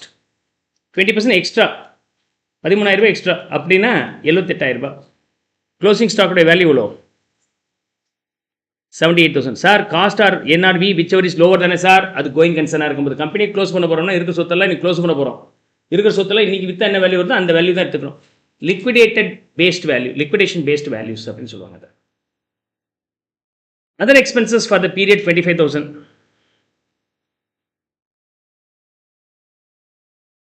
Deferred expenditure is getting amortized over 5 years. Company இல்லைன்னா அது என்ன defer பண்ணுறது? Company இல்லாத போது இந்த செலவில் என்னது இந்த வருஷம் டெபிட் பண்ணிடணும். deferred expenses, no more deferred. Value being 9,000. The remaining life of the machinery is expected to be 3 years. Okay. The realizable value is expected to only 165. An expense of 5,000 is to be incurred to realize. இன்னைக்கு விற்றா 165 ரூபா வரும், 5 ரூபா நம்ம செலவு பண்ணி ஆகணும். கைக்கு வர்றது 160. புக்கில் 180 இருந்தாலும் நம்ம என்ன ரேட் தான் இனிமேல் எழுதணும்? 160. அப்போ அந்த டிஃப்ரென்ஸ் வந்து டெப்ரிசியேஷன். தான் liquidation values. Out of the trade receivables, 5,000 is expected to be an unrealizable. So, அப்போ அது பேட் டெட். ஒரு அமௌண்ட் வராது. டெட்டாஸ்க்கு இருந்து இந்த 5,000 ரூபாய் நமக்கு வர போகிறதில்ல. Bad debt. Bank has charged a penalty 2,500 for crossing the overdraft limit. Bank has charged a penalty. வேற வழி இல்லை. பேங்க் கம்பெனியை க்ளோஸ் பண்ணுறதுனா மொத்த பெனால்ட்டி நீங்கள் டெபிட் பண்ணியிருக்கணும். The lender has agreed to forego 50% of the interest charged for the year. Lender 40,000, 8%னா 3,200 ரூபா. நம்ம கம்பெனி க்ளோஸ் பண்ணுறோம் அப்படின்னா அவர் என்ன சொல்கிறார்? சரி சார் 1,200 ரூபா கொடுத்தா போதும் அப்படின்ட்டார். இப்போ அவுட்ஸ்டாண்டிங் வந்து எவ்வளோ? 1600.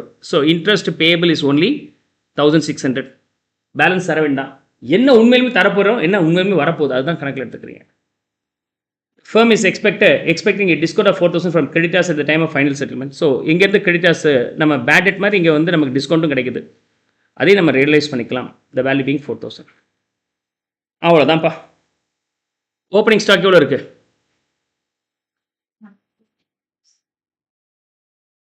எங்கே இருக்கு? Okay, 1,15,000 opening stock. 1,15,000. Now GP 1,33,000. 1,33,000. And your net profit 73,900. That's all. இதுதான் வந்து liquidation based valuation. Company liquidate ஆக போகுது அப்படின்னு சொல்லிட்டு நம்ம வேல்யூ பண்ணுறோம்.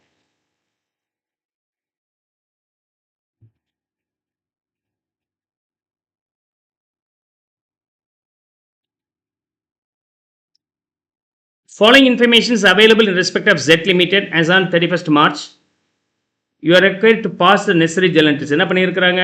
Company decides to buyback shares. பைபேக்னால இந்த ஃபார்மேட் மைண்டில் வந்துடணும். பைபேக் ஷேர்ஸ், அதோடைய face value. Are we paying extra amount premium on buyback? How do I buyback? Fresh இஷ்யூவா? Converting the free resource to CRR. Issue இருந்தா ஒரு journal entry, due ஒரு entry, and collectionக்கு பேமெண்ட்டுக்கு ஒரு entry, இதை adjust பண்ணுறதுக்கு ஒரு entry, இதுக்கு ஒரு entry. பணம் பத்தாது, அது ரைஸ் பண்ண வேண்டியது இருக்குது பைபேக்கு அப்படின்னு சொன்னாக்கா அசெட்ஸ் விற்கலாம், இல்லைன்னா லோன் வாங்கலாம், அதுக்கு ஒரு entry. அவ்வளோதான். இதுதான் இந்த structure are set. Company decides to buy back 20% of its equity capital. 40 lakhs divided 4 lakhs, அதில் 20% னா 80,000 shares buy back பண்ண போகிறாங்க. ஃபேஸ் வேல்யூ being 10 அப்படின்னு சொன்னாக்க 8 lakhs. 8 lakhs. And at 15 per share, ஒரு 5 ரூபாய் எக்ஸ்ட்ரா கொடுக்குறாங்க, 4 லட்சம் ரூபாய். Buyback is as per the provisions of the Companies Act and the company passed necessary resolution for it. For this purpose, it sold investment 40 lakhs for 32 lakhs. இதை விற்கிறாங்க. பேங்க்கு loss on sale. இன்வெஸ்ட்மெண்ட்டோட விலை 40 லட்சம் ரூபா. பணம் வந்தது 32. அப்போ லாஸ் வந்து 8 லட்சம் ரூபா. லாஸ் வந்தால் இதில் முதல் அட்ஜஸ்ட் பண்ணி வச்சுக்கோங்க. 11 லட்சம் தான் இருக்குது அப்படின்ட்டு. ஏன்னா சிஆர்ஆர் ட்ரான்ஸ்ஃபர் பண்ணும்போது கை வைக்கும்போது 11 தான் உங்களுக்கு அவைலபிள்னு தெரிஞ்சுக்கலாம். அவ்வளோதான்ப்பா. என்ட்ரி போடுங்க. ஃபஸ்ட்டு இது இல்லை, இஷ்யூ இல்லை. Equity share capital account debit, premium on buyback account debit to equity share holders 8 lakhs, 4 lakhs, 12 lakhs. Make the payment to them. Equity share holders account debit to bank 12 lakhs, 12 lakhs. இந்த லாஸை securities ப்ரீமியமில் adjust பண்ணிக்கலாம். So securities premium account debit to premium payable on buyback 4 lakhs, 4 lakhs. And free resource to be transferred எவ்வளோ? 8 lakhs வேணும்.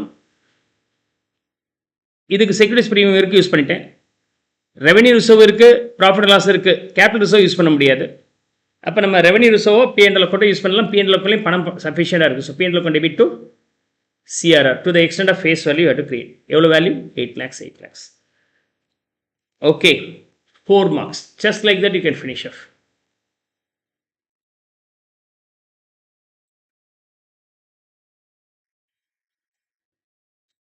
Jan 25ல last கொஸ்டினாக இதுதான் இருக்குது. C. Give journal entries with narrations in the books of independent branch of the business entity to rectify or adjust the following. Okay. In the books of independent branchல போடணும். Commission income 7,500 allocated to branch by head office, but still no entries passed in the books of branch. Commission income okay, HO காமனாக சம்பாதிச்சு அதில் ஒரு share யாருக்கு கொடுக்க வேண்டியது இருக்குது? பிரான்ச்சுக்கு கொடுக்க வேண்டியதாக இருக்குது. அப்போ நான் என்ன சொல்லுவேன்? பிரான்ச்சுக்கிட்ட நீங்கள் தரணும் சார் பணத்தை, you have to pay me. So commission is my income. Have I received that? No, I have not received. Receivable யார்கிட்ட வாங்கணும்? ஹெச்ஓ கிட்ட. HO account debit. Commission income. The value being 7,500.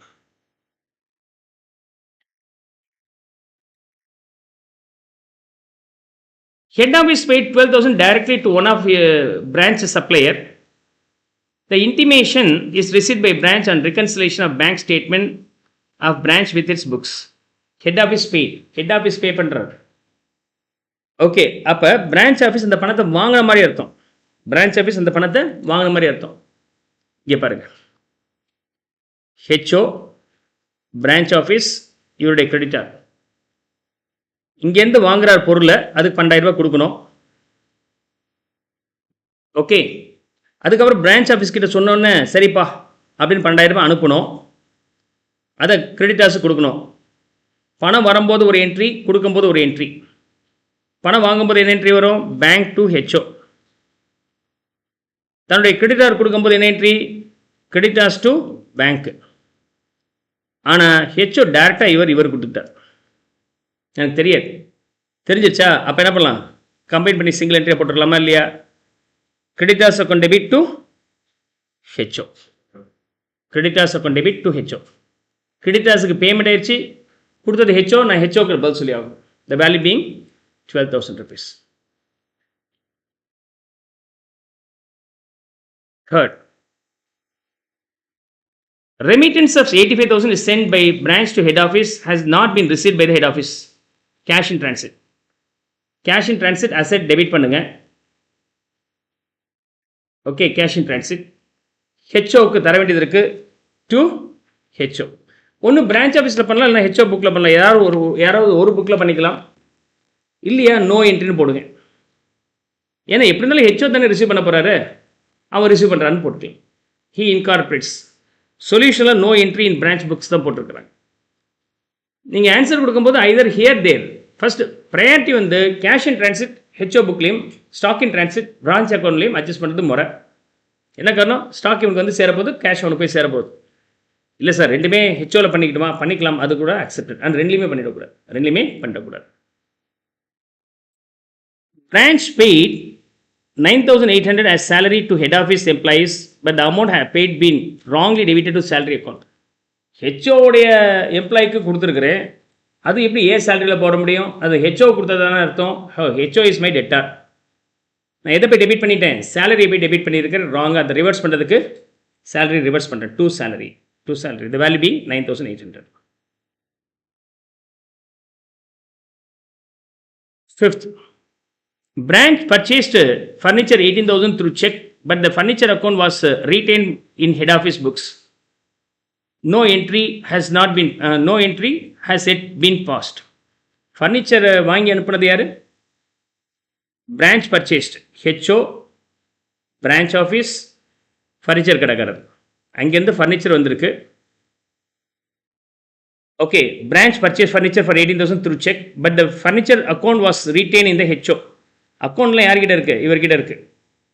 பணம் கொடுத்தது இவர். ஓகே, பணம் கொடுத்தது branch. அப்போ பணம் கொடுத்தது யாரு? ஹெச்ஓக்காக பிரான்ச் கொடுத்த மாதிரி அர்த்தம். So HO account debit to cash to bank. The value being 18,000. அதாவது பிரான்ச் ஆஃபீஸ் யூஸ் பண்ணுற அசெட்ஸுக்கான புக் ஆஃப் என்ட்ரி, புக்ஸ் எல்லாம் யார்கிட்ட இருக்குன்னா பிரான்ச் கிட்ட இருக்கலாம் அல்லது ஹெச்ஓ கிட்ட இருக்கலாம். நான் ஒரு ஃபர்னிச்சர் வாங்கியிருக்கிறேன், நான் பிரான்ச்சு. அப்போ நான் வந்து ஃபர்னிச்சர் என்னுடைய புக்கில் அசெட்னு காமிச்சிடலாம், பிரான்ச் அசெட்னு காமிச்சிட்டு அதுக்குரிய டெப்ரிஷன் நான் கால்குலேட் பண்ணி போட்டுக்கலாம் என்னுடைய புக்கில். ஹெச்ஓ என்ன சொல்கிறார்? அதெல்லாம் நீ கவலைப்படாத, நான் உனக்கு அசெட் கொடுத்துட்றேன், நீ யூஸ் பண்ணிக்க. சார் டெப்ரிசியேஷன் நான் சொல்கிறேன். அந்த இயர் முடிஞ்சோடனே ஹெச்ஓ என்ன சொல்கிறார்? நீ யூஸ் பண்ண அந்த அசெட்டுக்கு 2 லட்சம் டெப்ரிசியேஷன் சொல்லிட்டு உங்கள்கிட்ட சொல்லுவார். அன்னைக்கு you have to debit the depreciation, credit the HO. சரிங்க சார், இது எப்போ? Books are maintained by HO. நீங்களே மெயின்டைன் பண்ணியிருந்தா அசெட் அக்கௌண்ட் உங்கள்கிட்ட தான் இருக்குது. அப்போ டெப்ரிசியேஷன் டு அசெட் அக்கௌண்ட். நீங்கள் மெயின்டைன் பண்ணுறீங்களா, அவன் மெயின்டைன் பண்ணுறாங்களா? இப்போ இந்த புக்ஸ் எல்லாம் யார் மெயின்டைன் பண்ணுற? ஹெச்ஓ. புக்ஸ் எல்லாம் ஹெச்ஓ மெயின்டைன் பண்ணுறாருன்னா அதுக்குரிய பணத்தை நீங்கள் கொடுக்குறதுன்னு நீங்கள் ஏன் கொடுக்குறீங்க? அவன் தானே கொடுத்துருக்கணும். புக்ஸ் எல்லாம் அங்கே தானே இருக்குது. அவர் டெப்ரிஷன் எவ்வளோன்னு சொன்னால் அது மட்டும் உங்கள் அக்கௌண்ட் டெபிட் பண்ணுவீங்க, ஹெச்ஓ கிரெடிட் பண்ணிட்டு. ஆக மொத்தம் நீங்கள் பணம் கொடுத்துருந்தாலும் it's nothing but payment to ஹெச்ஓன்னு அர்த்தம். ஸோ ஹெச்ஓவை நான் டெபிட் பண்ணிட்டேன். Branch incurred 5,500 of expenses on behalf of other branch of head office. This transaction was not recorded in the books of branch. இன்னொரு பிரான்ச்சுக்கு பண்ணியிருந்தால் நான் என்ன பண்ணுவேன்? ஹெச்ஓவை தான் டெபிட் பண்ணுவேன். இன்னொரு பிரான்ச்சை நான் டெபிட் பண்ண போகிறேன். நீங்கள் சொன்னீங்க, அதனால தான் டெபிட் பண்ணேன். பைசா நீங்கள் தான் சார் தரணும், அவட்ட போய் என்னால் கேட்க முடியாது. So I have to debit only HO. அந்த பிரான்ச் என்ன சொல்லுவாங்க? சார் செலவு நீங்கள் தான் பண்ணியிருக்கிறீங்க, நான் உங்களுக்கு தான் பைசா தருவேன், அவங்க கூட நான் பேச மாட்டேன். Right, you understand? பிரான்ச்சுக்கு நடந்துச்சுன்னா ஹெச்ஓ மூலமாக தான் போகணும். ஆர் என்ட்ரி ஆர் மார்க். கிளியர்?